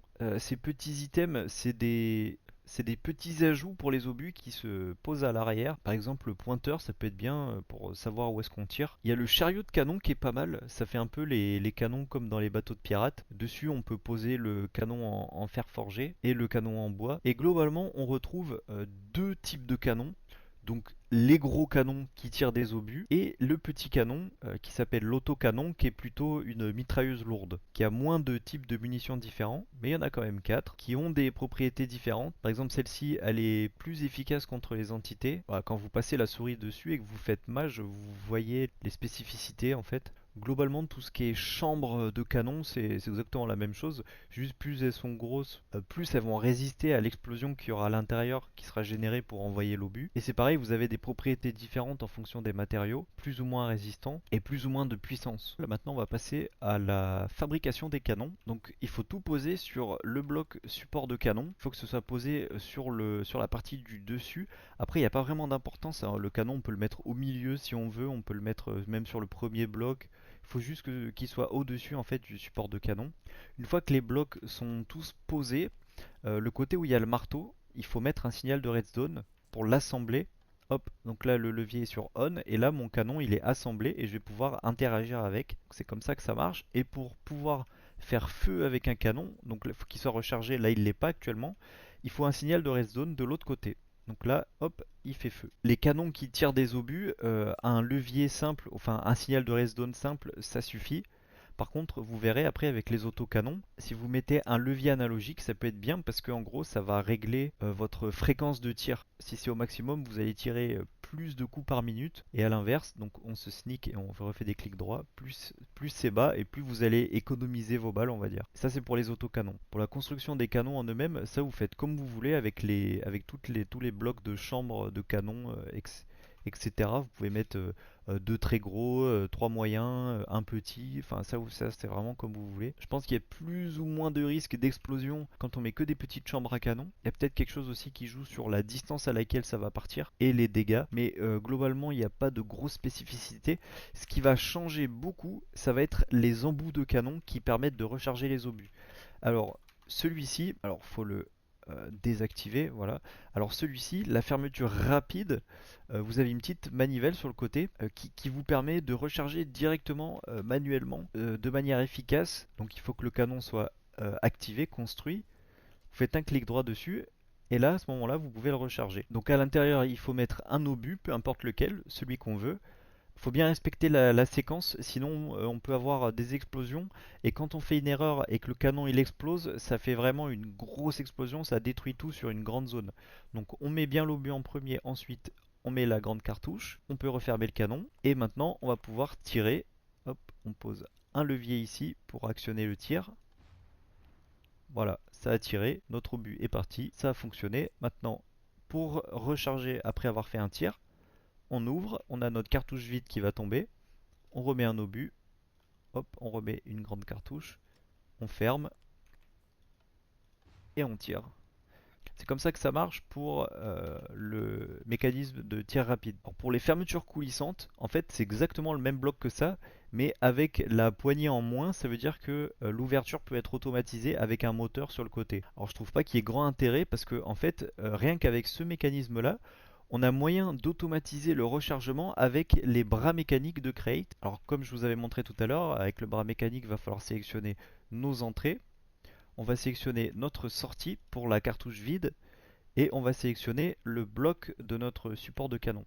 Alors, on va le poser là. Donc là, on a bien deux entrées et deux sorties. On va mettre dans ce coffre toutes les grandes cartouches qui sont pleines, tous les obus ici.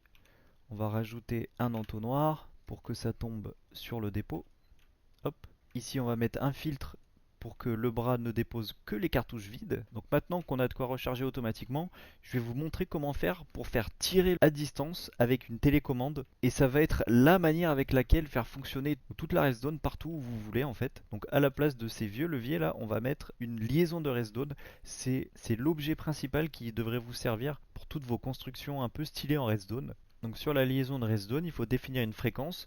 Vous prenez n'importe quel bloc, celui que vous voulez, et si vous le mettez par exemple sur le rouge ou sur le bleu, ou les deux, hein, que c'est pareil, et ben en gros ça sera une telle fréquence. Donc si vous avez la même liaison de redstone ailleurs, et ben les deux seront connectés ensemble.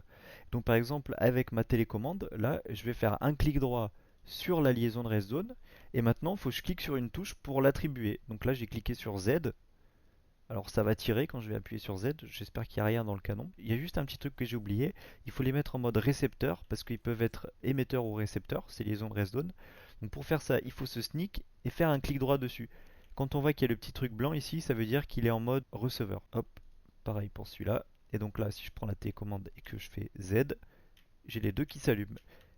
Et c'est comme ça que vous allez piloter par exemple un véhicule, piloter à distance une porte qui va s'ouvrir, piloter un piège qui doit se déclencher, ce que vous voulez en fait. Et il y a exactement le même item que la télécommande qui est le contrôleur Redzone avancé. En gros, c'est une télécommande, mais avec beaucoup plus de boutons. Là, par exemple, là, on voit qu'il y a carrément un joystick avec gauche, droite, diagonale, etc.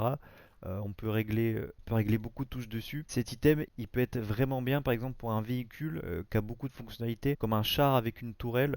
Vous aurez le bas qui va se déplacer avec un joystick. Vous aurez la tourelle qui va se déplacer avec, par exemple, les flèches directionnelles. Vous aurez encore deux autres boutons pour le canon qui va se lever et descendre. Et un autre bouton pour tirer avec le canon. Donc là, on va assembler notre canon et on devrait pouvoir tirer de manière automatique. Voilà, donc là, le bras, il est en train de remplir. On va l'énerver un peu. Là, il va plus vite. Et là, on va pouvoir tirer. Voilà, on peut voir un peu ce que ça donne. Là, il est déjà rechargé.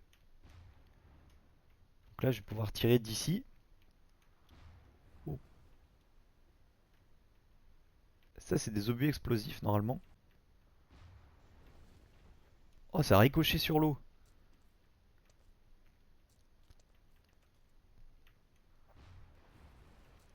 Ah, mais ça tire pas exactement au même endroit à chaque fois, en fait. Non, ah oui, c'est vrai qu'il y a une range avec cette télécommande. Et avec l'autre télécommande, la range, elle est quand même plus grande. D'après ce que j'ai vu, ça marche même dans les autres dimensions. Oh, je pourrais faire ça toute la journée, j'adore ça. Donc voilà pour pouvoir automatiser un canon. Maintenant, par défaut sur ces canons, là sur le côté, avec une rotation ici, c'est la tourelle qui pivote. Elle va pivoter comme ça. Et par en dessous aussi, il y a un axe et c'est celui qui va permettre au canon de pivoter de bas en haut comme ça. Donc sur le côté, c'est de droite à gauche et en dessous, c'est de haut en bas. Alors ces fermetures là de canon, elles sont un peu particulières.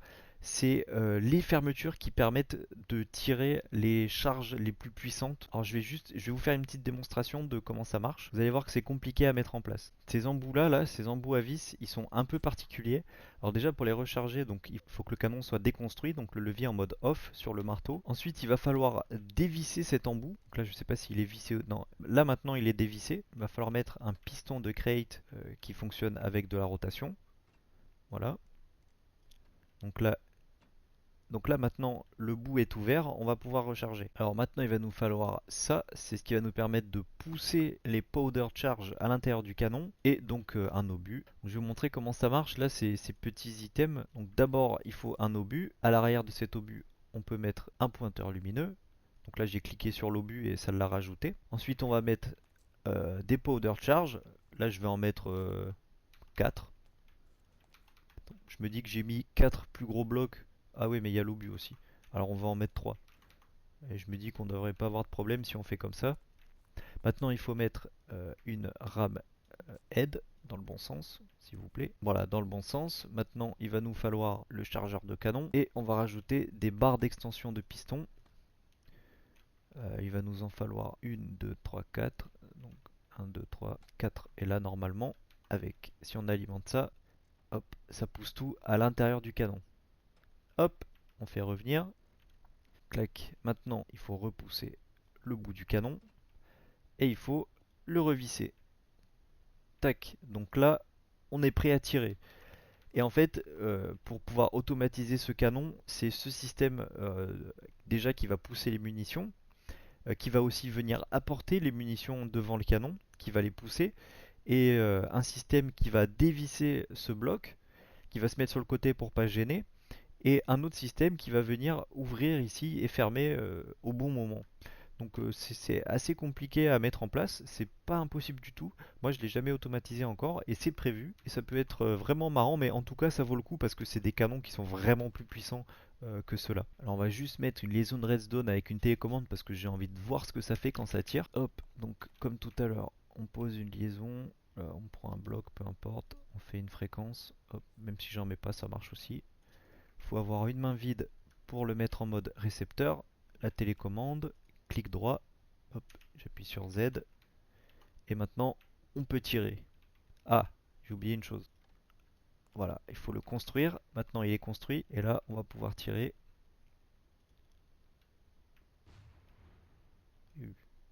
Le fait de tirer avec les powder charge, on peut mettre beaucoup plus d'explosifs, donc logiquement ça devrait tirer plus fort. Après moi je maîtrise pas tout, mais voilà un peu pour les gros canons de Big Cannons. Maintenant je vais vous montrer un autocanon. Donc pour faire un autocanon il faut 3 pièces. Hop, je vais les prendre en acier. Comme ça. Hop, alors on peut en mettre plusieurs si on veut, voilà. Là on peut régler l'arrière du canon. On peut le mettre en mode manuel, si on fait un clic droit avec la clé, on aura des poignées et en fait on va pouvoir tirer où on veut directement en visant. Donc maintenant il faut mettre des munitions dessus. Il faut un autocanon ammo container. Alors il y a celui créatif mais je vais faire le vrai. On va mettre les cartouches d'autocanon à perforation d'armure. Pour recharger le ammo container, il faut le poser par terre. On fait un clic dessus et là on va pouvoir mettre 16 cartouches maximum à l'intérieur. On valide, on le ramasse, hop, donc maintenant on peut le poser sur le côté. Et là, donc comme je vous ai dit tout à l'heure, il faut mettre un levier pour l'activer et un levier pour tirer. Hop, donc on va le mettre à fond pour sulfater. Donc là comme il est en mode manuel, il tire pas, mais si j'enlève le mode manuel, il tirera. Il tirera tout seul. Hop, donc là je suis derrière et je vais pouvoir tirer où je veux. Ça ricoche par terre.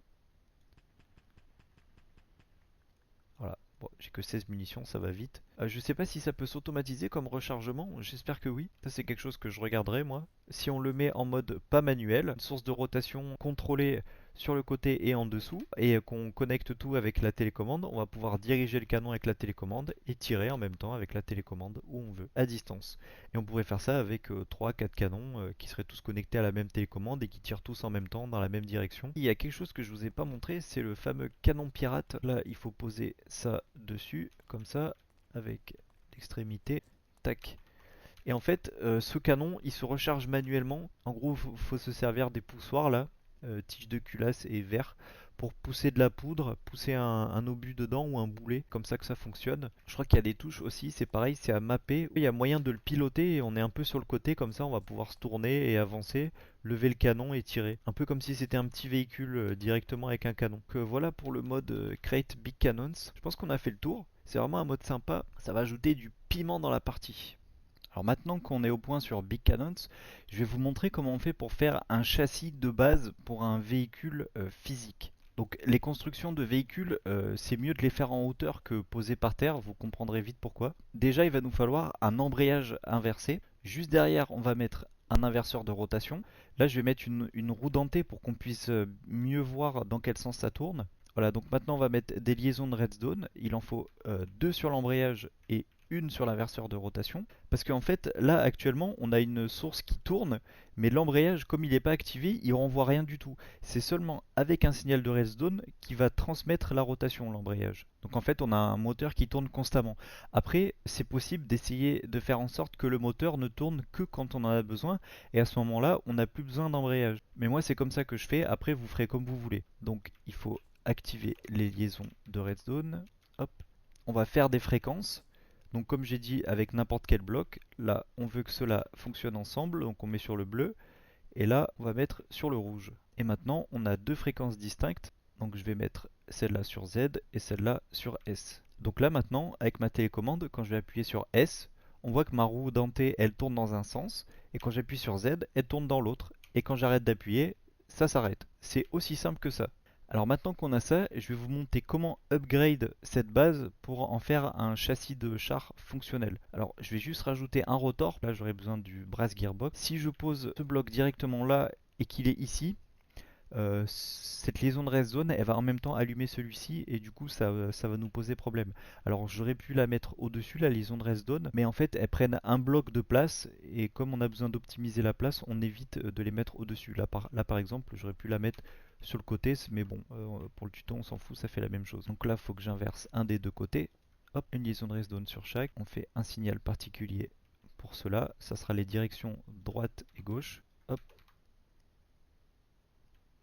donc gauche et droite. Et maintenant des roues dentées pour voir ce qui se passe en vrai. Donc on peut avancer, reculer, aller à droite et aller à gauche.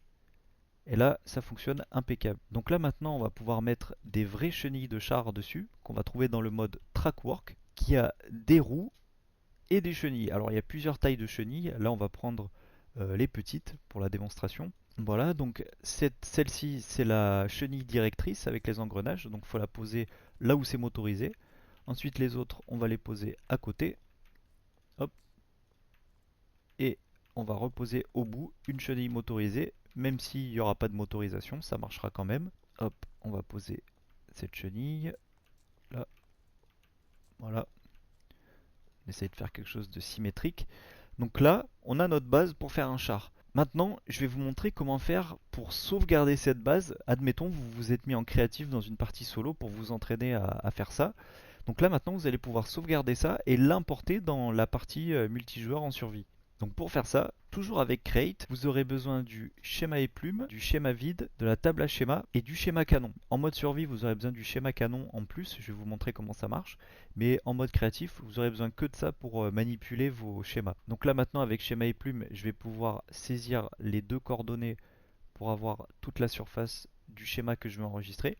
Alors attention, les liaisons là, elles sont sur le bloc du dessus, donc c'est pour ça que je suis au-dessus, hein. Maintenant qu'on a nos deux zones diagonales, on va faire un clic droit et on va enregistrer le nom de notre schéma. Par exemple, on va l'appeler châssis test. Hop, sauvegarder. Et là maintenant, quand je suis en créatif, je peux poser une table à schéma, mettre un schéma vide à l'intérieur. Et là, donc c'est tous les schémas que moi j'ai créés. Et je vais pouvoir appeler châssis test. Hop, je l'importe, je l'ai là. Et maintenant, je l'ai dans ma main et je peux le poser. Donc en fait, en créatif, vous aurez l'option pour le construire directement. Voilà, imprimer, ça sera ça, ça va le construire directement. Mais quand vous serez en survie, vous n'aurez pas imprimé. Pour refaire votre schéma en mode créatif, vous aurez besoin du schéma canon, d'un coffre où il y aura à l'intérieur les items de votre schéma et de la table à schéma. Donc là maintenant, imaginons, on est en survie et on veut appeler notre schéma qu'on a fait dans notre partie en créatif. Donc ce qu'on va faire, c'est qu'on retourne dans la table à schéma, on pose notre schéma vide, on rappelle notre châssis test, hop, donc maintenant on l'a. On va pouvoir le positionner où on veut. Donc là par exemple je veux qu'il soit un peu surélevé. Donc j'appuie sur Alt, je peux changer d'outil de positionnement. Là je suis sur déplacer sur l'axe Y. Je maintiens CTRL et avec la molette je peux le positionner comme je veux. Donc admettons ici ça me va. Maintenant ce que je vais faire c'est que je vais poser mon schéma qui est positionné dans mon schéma canon. Et pour avoir ma liste d'items, je vais mettre un livre à l'intérieur. Voilà, ça va me donner la liste des matériaux. Donc là, je sais exactement de quoi j'ai besoin pour faire cet assemblage. Et il faut que je mette tout ça dans le coffre qui est à côté du schéma canon. Hop, donc là, je mets tous mes items qu'il me faut pour mon schéma. Alors du coup, il me faut aussi la laine, hein, vu que je m'en suis servi pour positionner. Mais bon, ça coûte pas grand chose. Maintenant, il va falloir rajouter de la poudre à canon dans le schéma canon, ici. Hop, donc là il est rempli. Et maintenant, tout est prêt. Il faut faire Start. Objet manquant. Sprocket Track. Ah, j'ai oublié. Objet manquant, moteur créatif. Oh mais attends, mais j'avais tout ça sur ma liste moi. Ah oui, ok. Ça y est. Et voilà. Là ça fonctionne. Donc, effectivement, il me manquait quelques trucs. Donc un rotor et le moteur créatif en plus. Le schéma canon, là il fait son boulot. Il est en train de reconstruire exactement comme c'était. Et vous allez voir le truc vraiment cool. Tac, il recrache même les liaisons qui sont déjà avec les filtres et qui sont déjà en mode récepteur. Donc là, vous n'avez plus qu'à prendre votre petite télécommande et à la connecter. À savoir, pour les voitures, le moteur, ça sera exactement la même chose, à part que ici, vous n'aurez pas besoin des inverseurs de rotation, puisque vous aurez juste besoin d'un axe avec une roue de chaque côté. Alors maintenant, je vais vous montrer comment on va faire pour infuser de la physique à l'intérieur de ce châssis de char, pour qu'il ressemble vraiment à un châssis de char, parce que là, les chenilles, elles sont pas encore en mode physique, c'est pour ça que ça marche pas, et je vous montrerai en même temps comment fonctionnent les roues qui sont dans le mode trackwork. Alors il y a un truc très important à faire avant de faire une construction physique, c'est qu'il faut se délimiter un chunk. Donc comme je vous ai montré tout à l'heure, là je vais essayer de m'en délimiter un. Voilà, donc là on a notre chunk qui est défini. Donc vous voyez, un chunk c'est quand même assez grand, donc on peut faire un gros véhicule, il n'y a pas de problème. C'est la seule règle à respecter vraiment pour créer un véhicule. Je vous demande s'il vous plaît, respectez bien un chunk maximum par véhicule. Donc je vais importer mon châssis dans cette zone. Quand on infuse la physique, il faut vraiment pas que ce soit en contact avec le sol, parce que sinon vous risquez d'infuser de la physique dans la map, et là il peut se passer des trucs, mais vous n'avez pas envie de savoir. Il faut surtout pas faire ça sur le serveur, sinon ça peut être très compliqué à réparer. C'est pour ça que je vous fais confiance en mettant ça sur le serveur. J'espère que vous ferez pas n'importe quoi avec les blocs infuseurs de physique. Je vais bien vous expliquer comment ils fonctionnent. Là je vous parle déjà du chunk. Je vous dis qu'il faut pas que ce soit en contact avec le sol. Si vous voulez faire des expériences, faites-les, mais en partie solo, quoi, pas sur le serveur. Alors maintenant on va infuser la physique avec un bloc de gouvernail Eureka. Je vous expliquerai tout à l'heure comment ça fonctionne. On le pose n'importe où, on se sneak, là, clic droit, assembler, et tac. Il va falloir rajouter un petit peu de poids à l'avant parce qu'il penche pas mal. On peut rajouter n'importe quel bloc, ça fonctionne. Hop, voilà. Donc là on va dire qu'il est équilibré. Et maintenant, avec notre télécommande, hop, on va pouvoir le piloter. Tac, avant, arrière, droite, gauche. Voilà, ça marche impeccable. Donc maintenant, vous savez faire un châssis de char. Et si on veut augmenter la vitesse, il n'y a qu'à augmenter la vitesse du moteur.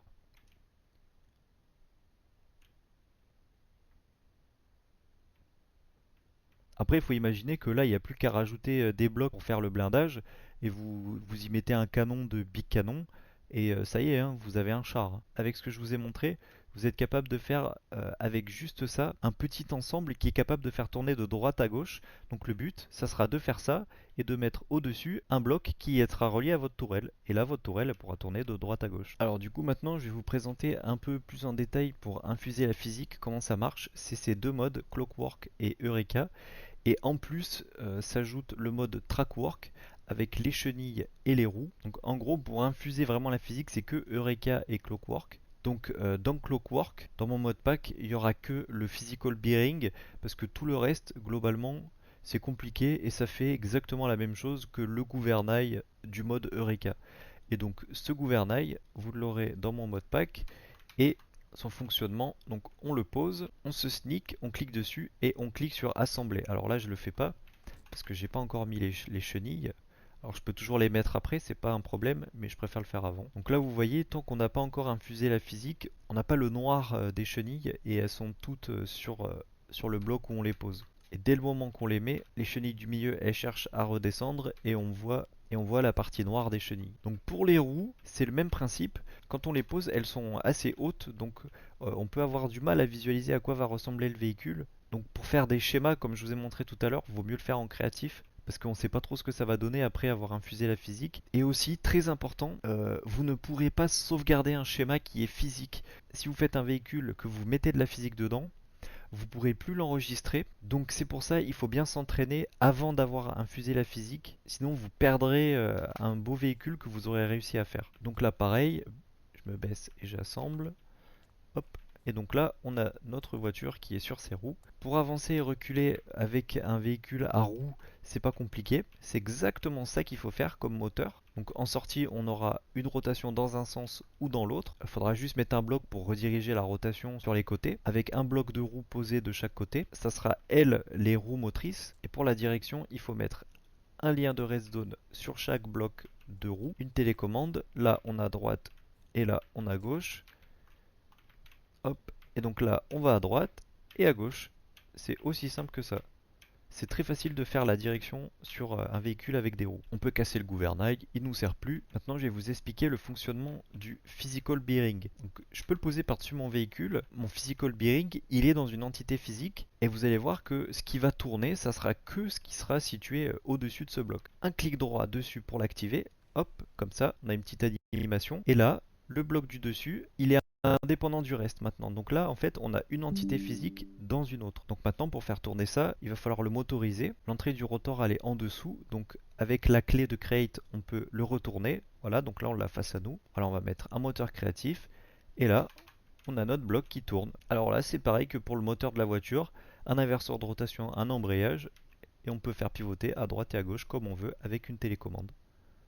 Voilà, c'est hyper simple. Oh. Voilà, on a le véhicule qui tourne avec ce qui est au-dessus. C'est quand même vachement bien fait. Et donc le physical bearing, il marche aussi si on le pose sur une surface non physique, hein. Hop. Voilà, là on met une rotation et ça marche. Maintenant je vais juste vous montrer un petit truc en plus avec cet item, le Track Toolkit. Quand vous faites un clic droit en visant le sol par exemple, vous avez une péteuse et un manomètre. Alors le manomètre il sert à relever les suspensions, ce qui peut être très utile pour faire du franchissement. Ça, vous le retrouvez dans le mode Trackwork. Et la péteuse, elle sert à déplacer dans le bloc la chenille ou la roue. Ça marche aussi. Voilà, ça peut avoir son utilité parfois. Ah, ça peut avoir une gueule un peu différente. Et même ça réagit pareil en fonction de là où vous les positionnez. Donc maintenant, je vais vous montrer comment on fait pour faire un bateau. On va se mettre au-dessus de l'eau. On essaye de ne pas toucher la surface de l'eau pour éviter au cas où on ne sait pas ce qui peut se passer. Donc là, si je pose un gouvernail et que je l'assemble, je vais couler. Il faut rajouter le bloc flotteur. Hop. Et c'est lui qui va faire remonter notre entité physique à la surface. Hop. Plus on en met, plus ça va flotter. Hop. Donc là, on a notre petit bateau qui est pilotable. Hop. Il y a juste un petit bug. Quand on pilote avec le gouvernail, le personnage il valdingue un peu dans tous les sens visuellement. Là, on le voit pas. Il est caché. Voilà, donc bon, comme vous pouvez voir là, on va pas très vite. On peut rajouter des moteurs pour aller plus vite. C'est les Ship Engine. Plus vous en mettez, plus vous irez vite. Donc ça, on va le découper. Il marche avec du charbon, ces moteurs. Voilà, donc maintenant avec ces moteurs, on devrait avoir plus de puissance.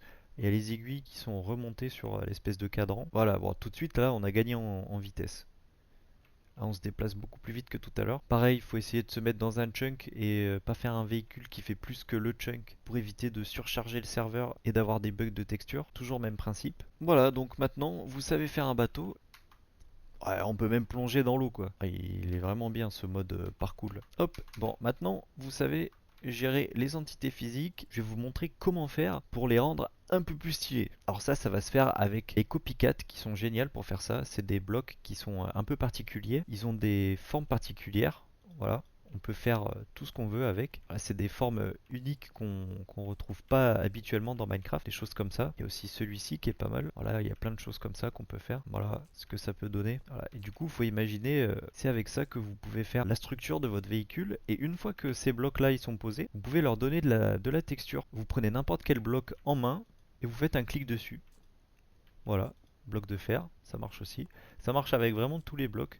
Moi, ce que je vous conseille, quand vous faites un schéma de véhicule comme ça, c'est que une fois que vous avez votre châssis qui fonctionne comme vous voulez, vous rajoutez les copycats un peu partout, vous les colorez pas, et c'est ce schéma avec les copycats que vous allez enregistrer et que vous allez rappeler dans la partie multijoueur. Tout ce que vous aurez à faire, c'est connecter la télécommande et donner la texture au copycat. Mais il y a quand même la possibilité, si on fait un clic droit avec la clé de Create, on peut retirer les couches qu'on a mis dessus. Voilà, donc maintenant que vous savez faire tout ça, vous avez les armes en main pour vraiment pouvoir exploiter à fond toutes les fonctionnalités que je vais avoir rajoutées sur le mode pack. Maintenant, je vais vous montrer un peu ce que ça peut donner ces véhicules quand ils sont fonctionnels et je vais vous présenter le village trader avec l'arène et les fonctionnalités de trade entre joueurs. Voilà, donc avec un peu d'entraînement, on peut arriver à un résultat comme ça. Alors là, c'est un exemple de camion que j'ai fait. Le but de ce camion, c'est d'avoir un coffre dans lequel on peut remplir des animaux, des colons, un peu ce qu'on veut. Il est fonctionnel, hein. Tout ce qu'il y a à l'intérieur, normalement, ne devrait pas sortir. Et surtout, il a une belle cabine avec un volant que je peux diriger.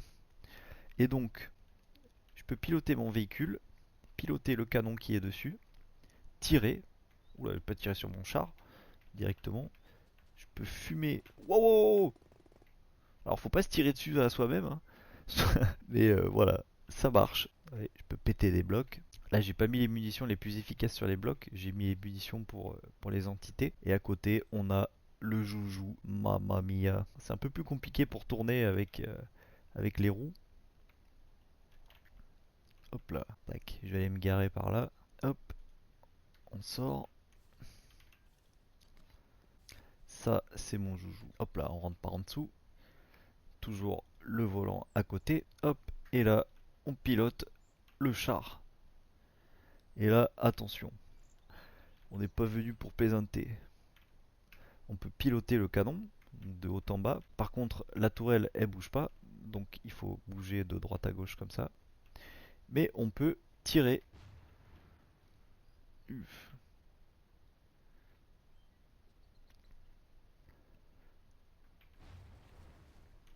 Oh putain, il prend cher.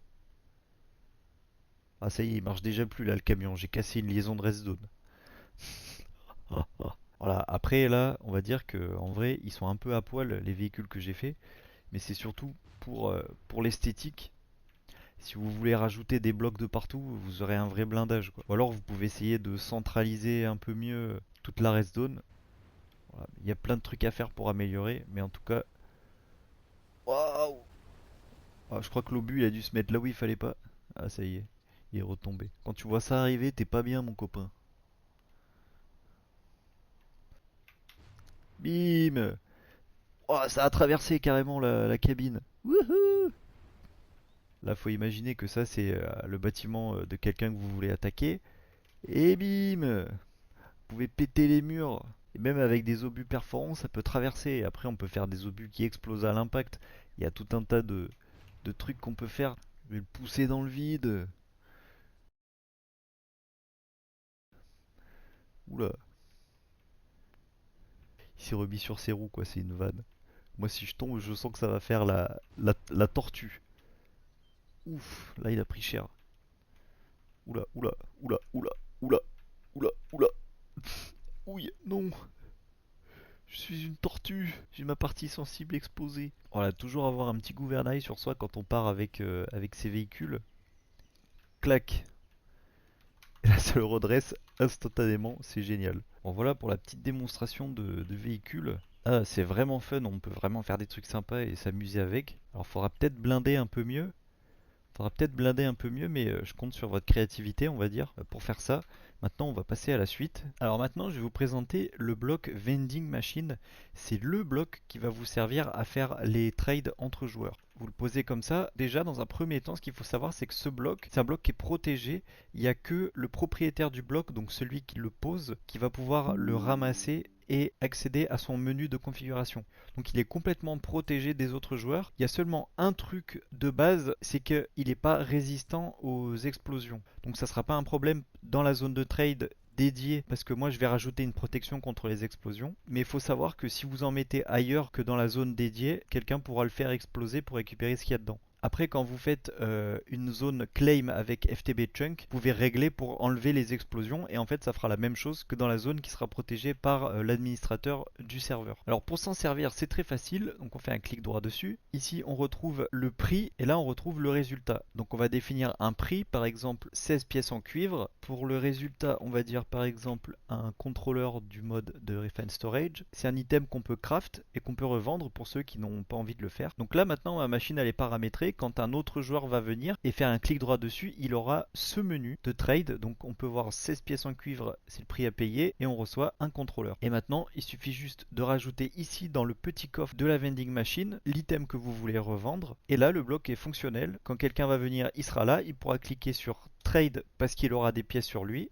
et il obtient votre item. Et vous, quand vous allez repasser derrière, vous aurez donc votre contrôleur, il sera plus dans le coffre parce que le joueur l'aura acheté, mais par contre, vous aurez les pièces en cuivre avec lesquelles il l'aura acheté. Maintenant, si on veut mettre plus d'objets que ce qu'il y a dans les slots ici, on a la possibilité de rajouter un coffre en entrée et un coffre en sortie. Donc ici ça va être nos pièces qu'on a gagnées qui vont aller dedans. Et là ça va être les items qu'on stocke à vendre. J'ai pas réussi à faire marcher directement avec le coffre en entrée, mais je pense que ça doit être possible. Ça marche comme ça avec un entonnoir.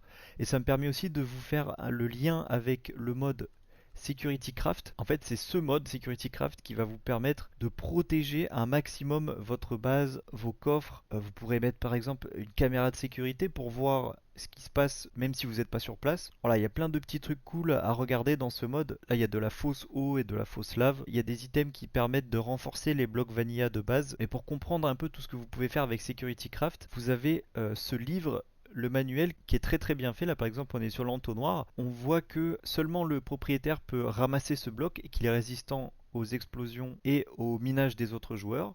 Et on peut regarder comme ça, en cliquant sur la flèche, tous les items qui sont dans le mode, les différentes fonctionnalités qu'ils ont, les différents niveaux de sécurité qu'ils ont. Il y a juste une petite faille dans ce mode, c'est décrypteur de code. C'est l'item qui va vous permettre de pirater les autres blocs Security Craft des autres joueurs. Donc là, quand je vais faire un clic droit sur le coffre, je vais pouvoir l'ouvrir directement sans passer par le code d'accès. Ces blocs-là de Security Craft, les coffres, quand on fait un clic droit dessus, on doit rentrer un code pour pouvoir accéder à l'inventaire. Un code qu'on définit juste avant, comme ça, voilà. Donc là par exemple, je vais mettre 1, 2, 3, sauvegarder. Donc là, si je saisis quelque chose d'autre que 1, 2, 3, ça fonctionne pas. Il faut bien faire 1, 2, 3. Et là, je peux ouvrir mon coffre. C'est comme ça qu'ils sont protégés. Donc dans mon coffre d'entrée, je vais mettre mon contrôleur. Là, je vais configurer pour que à gauche, ça insère. L'item est apparu directement en sortie de l'entonnoir. Et à droite, je vais mettre extract only. Je clique sur Shift et quand je reclique, ça fait auto push pull et là ça fonctionne. Donc ça nous renvoie bien l'item dans le coffre. On a bien nos 16 pièces en cuivre. Voilà, donc maintenant que notre vending machine est configurée, on va rajouter quelques items dans notre coffre. Hop, c'est que des items en vente, donc après ils retombent dans l'entonnoir. Ils sont renvoyés dans le petit coffre de la vending machine. Donc ici, si c'est plein, ça va s'accumuler dans le coffre et dans l'entonnoir. Et maintenant, je vais pouvoir payer avec mes pièces. Donc quand j'arriverai, je serai sur cette vue. Hop, je peux en acheter 1, 2, 3. J'ai un petit message comme quoi la vending machine est vide. Donc il n'y a plus d'items à l'intérieur. Je ne peux plus faire mes achats. Le joueur qui va revenir, il va ouvrir son coffre, taper son code et il va avoir les 48 pièces des 3 items qu'il a vendus. Voilà comment ça marche pour la vending machine et les grandes lignes de Security Craft. Là, je vais vous expliquer un des piliers du mode pack, ça va être Mine Colony. En fait, le but, ça va être de créer votre propre colonie dans laquelle vous pourrez faire votre maison ou à côté, vous verrez. Mais il faut savoir que tout ce qui va se trouver dans votre colonie sera protégé un peu comme avec FTB Chunk. Moi, ce que je vous demanderai, ça va être de régler votre colonie en sorte que les autres joueurs puissent faire des interactions. Sinon, il n'y a plus vraiment d'intérêt à faire des fortifications et des pièges. Ça sert un peu à rien. Et je vous montrerai comment on fait. Donc la première chose à faire, c'est de construire un build tool et le bateau de ravitaillement de Mine Colony. Voilà. Et en fait, on va devoir poser le bateau sur l'eau. On le prend dans la main. On fait un clic droit. Voilà, on a un petit message de Mine Colony. Je vous laisserai le lire. Et maintenant, il va falloir sélectionner le style de notre colonie. En gros, ça va être le style architectural qui sera attribué à toutes les constructions de notre colonie. Donc là, pour l'exemple, on va prendre le style classique de Mine Colony. Et il ne reste plus qu'à choisir où est-ce qu'on va poser le bateau. Donc là, une fois qu'on est là, on fait échappe parce qu'on n'y voit rien. On va pouvoir prendre un peu de hauteur pour mieux positionner notre bateau. Donc là, on refait un clic droit et avec les flèches directionnelles, on peut le mettre un peu comme on veut. Voilà, on va essayer de le mettre à la surface de l'eau quand même. Hop, comme ça me va très bien. Je clique sur la flèche verte. Hop, et le bateau, il apparaît direct. Voilà. Donc maintenant, on va pouvoir aller explorer un peu ça. Là, il n'y a pas encore de colon, c'est normal. Là, il va falloir que vous alliez chercher votre bloc d'hôtel de ville qui sera arrivé dans ce bateau. Ah, donc il y avait déjà le build tool avec fourni d'origine. Donc c'est parfait. Maintenant, on va pouvoir poser notre premier bloc de structure de Mine Colony. Parce qu'en fait, dans Mine Colony, tous les bâtiments, ils ont pour base un bloc. Et là, celui-ci, c'est celui de l'hôtel de ville. Ok, donc maintenant, on va pouvoir placer notre hôtel de ville. Alors, il ne faut pas le poser directement par terre, sinon on va pas du tout choisir la position dans laquelle il va être.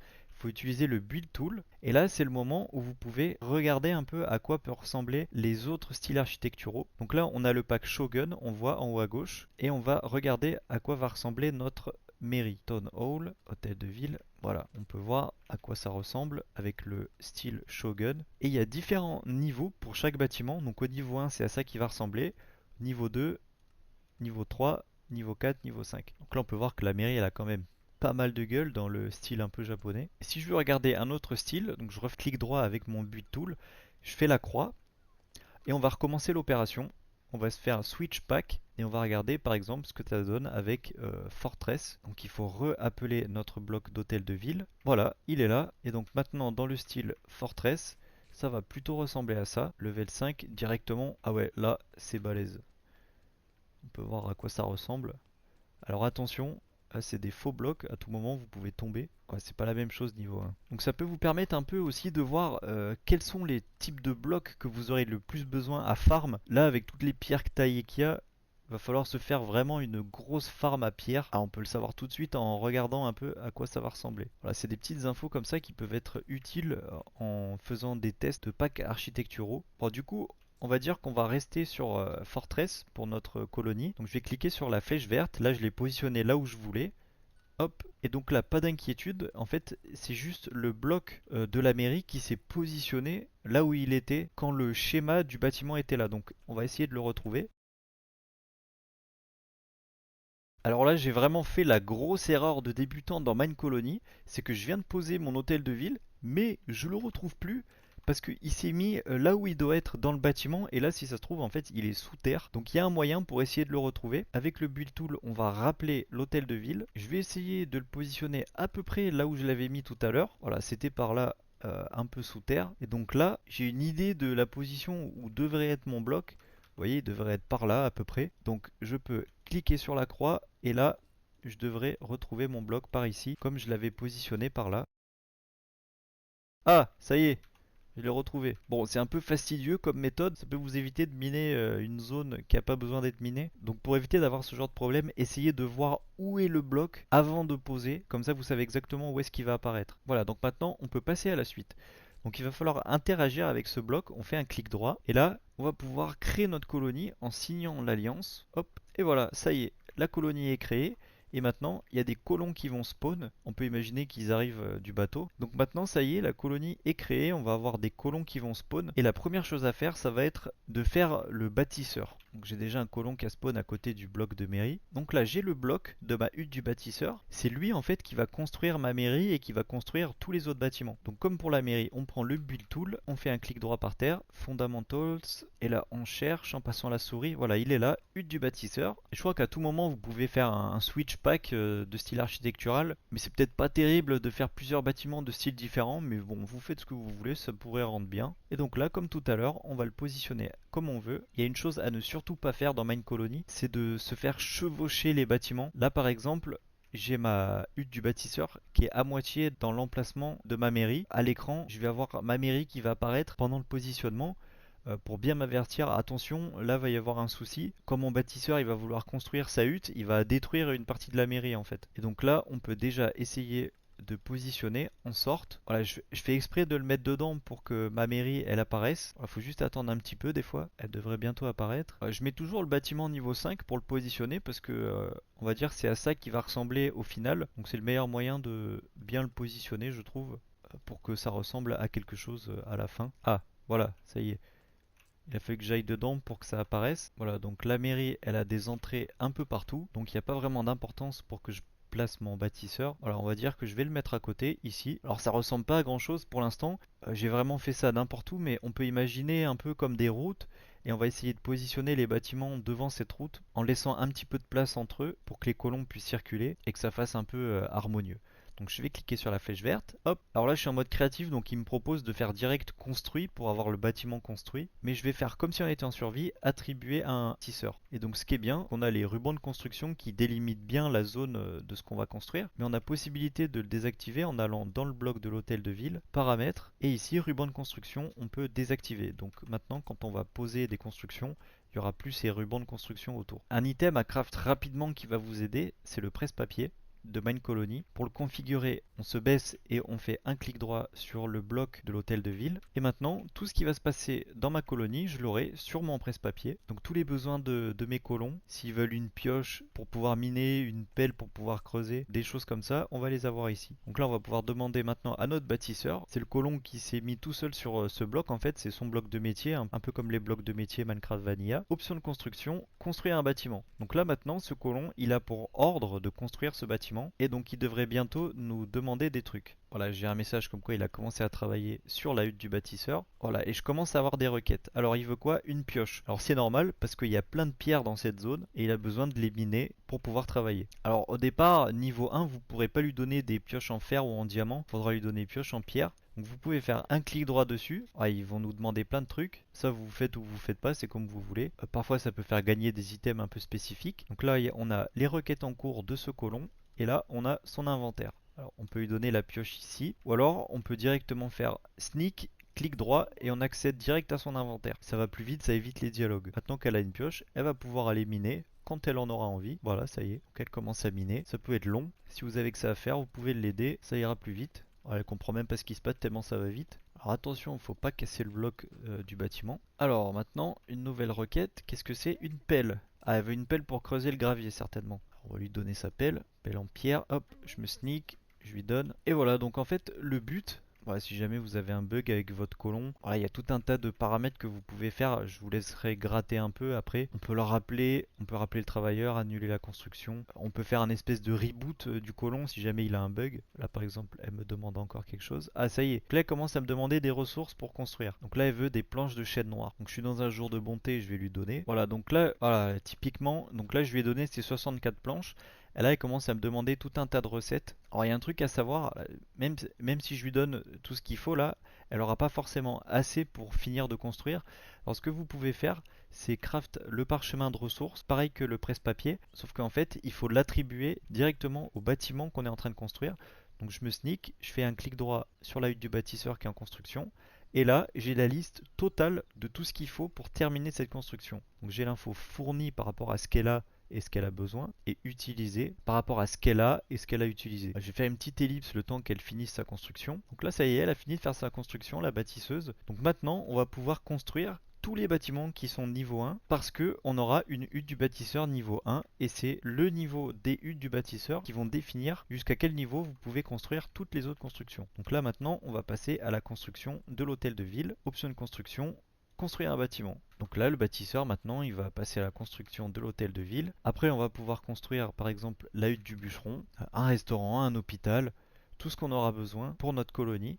Et donc, le but, en fait, de tout ça, c'est de rendre votre colonie complètement indépendante. Donc, vous aurez le bûcheron qui va aller couper du bois. Vous aurez le mineur qui va miner, qui va récupérer des ressources comme de la pierre, des minerais, de cuivre, de fer, du diamant, des choses comme ça. Vous aurez la fonderie qui va faire fondre les minerais pour les transformer en lingots. Vous aurez le forgeron qui va pouvoir transformer les lingots en épées, etc., en chaînes. En fait, toutes les recettes que vous allez lui apprendre. Et donc par exemple, c'est pareil, hein, le bûcheron il peut couper le bois, mais il peut pas fabriquer d'objets. C'est le menuisier auquel vous pourrez apprendre les recettes qu'il peut apprendre, qui pourra fabriquer les items. Et avec tout ça, en fait, vous pourrez rendre votre colonie 100% autonome. Il y a un dernier point très important à faire en début, là, juste après, on pourrait le faire par exemple, c'est l'entrepôt. Alors l'entrepôt, c'est là où vont être stockées toutes les ressources de votre colonie. Donc par exemple, le bûcheron, quand il va couper son bois, et ben ça va aller à l'entrepôt. Et pour que ça aille à l'entrepôt, il y a les livreurs. C'est les livreurs qui courent partout, qui transmettent les ressources. Donc là, par exemple, mon constructeur, quand il va avoir fini de miner la zone de la mairie, il va commencer à me demander des blocs. Et s'ils sont disponibles dans mon entrepôt, ça va être le livreur qui va aller les chercher à l'entrepôt et qui va aller les ramener directement dans l'inventaire du bloc de hutte du bâtisseur. Et ici, mon bâtisseur, il va venir se servir dans son bloc et il pourra aller poser tout ce qu'il a besoin. Et ça marche aussi à l'inverse. Là, par exemple, mon bâtisseur, il est en train de miner de la pierre, donc il va avoir de la pierre sur lui. Il va aller les poser dans son bloc et c'est le livreur qui va venir les chercher pour les ramener à l'entrepôt. Je pense qu'avec ça, vous avez une petite base solide pour démarrer Minecolony. Pour des trucs un peu plus spécifiques, il y a plein de vidéos tutos sur YouTube. Je vous laisserai regarder. Je vais pas trop approfondir Minecolony parce que le but c'est pas de faire une vidéo qui dure 2 heures non plus. Juste un petit truc, négligez pas l'hôpital parce que quand les colons commencent à tomber malades, après ils sont plus bons à rien et ils meurent et bah, c'est un peu chiant quoi. Donc faites bien un hôpital. Globalement, vous allez voir qu'il faudra tout faire pour être autonome. Il y a certains blocs qui nécessitent de faire des recherches pour pouvoir les poser, comme la fonderie de pierre, on voit. Donc ça veut dire qu'il faut fabriquer une université et faire des recherches dans l'université. Il n'y a pas que le menuisier, le forgeron qui peuvent apprendre des recettes.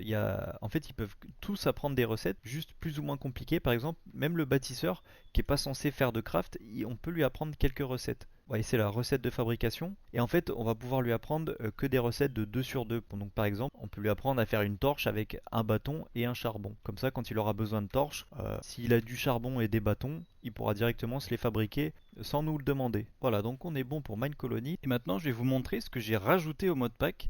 Vous allez voir, il y a quelques trucs qui sont vraiment pas mal. Alors déjà, on a la zone de free market qui est derrière moi.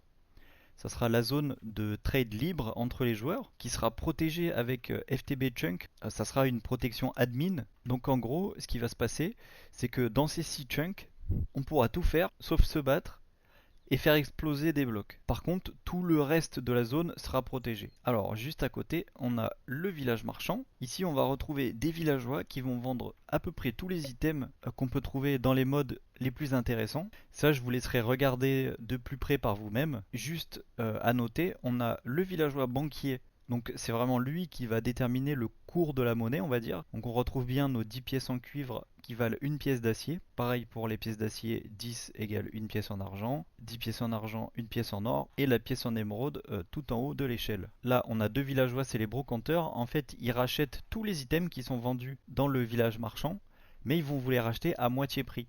Donc ça veut dire que si vous achetez quelque chose par erreur ou que vous voulez vendre un item que vous avez obtenu qui est vendable ici, bah vous aurez le choix soit de le vendre ici à moitié prix, soit d'essayer d'aller le vendre dans la zone de free market pour essayer d'en tirer un prix un peu plus intéressant que la moitié auprès des autres joueurs. Tout ça je vous laisserai regarder par vous-même, je trouve ça plus intéressant que moi je vous montre ça. Juste petit truc, on va avoir 3 villageois qui vont nous permettre de gagner des pièces. Donc il y a le grossiste, le commerçant et le chasseur de monstres. En gros le commerçant et le grossiste, ils vont pouvoir nous échanger tout ce qui va être ressources agricoles du mode Simply Farming. Donc ça va nous donner l'occasion de farm, ça va nous donner l'occasion de faire des champs, des choses comme ça. Et le chasseur de monstres, il va nous échanger tous les drops de mobs que j'aurai sélectionnés en échange de pièces. Donc par exemple, on va retrouver les fameuses Thunder Pearls. Vous en ramenez 3 et vous allez gagner 4 pièces en acier.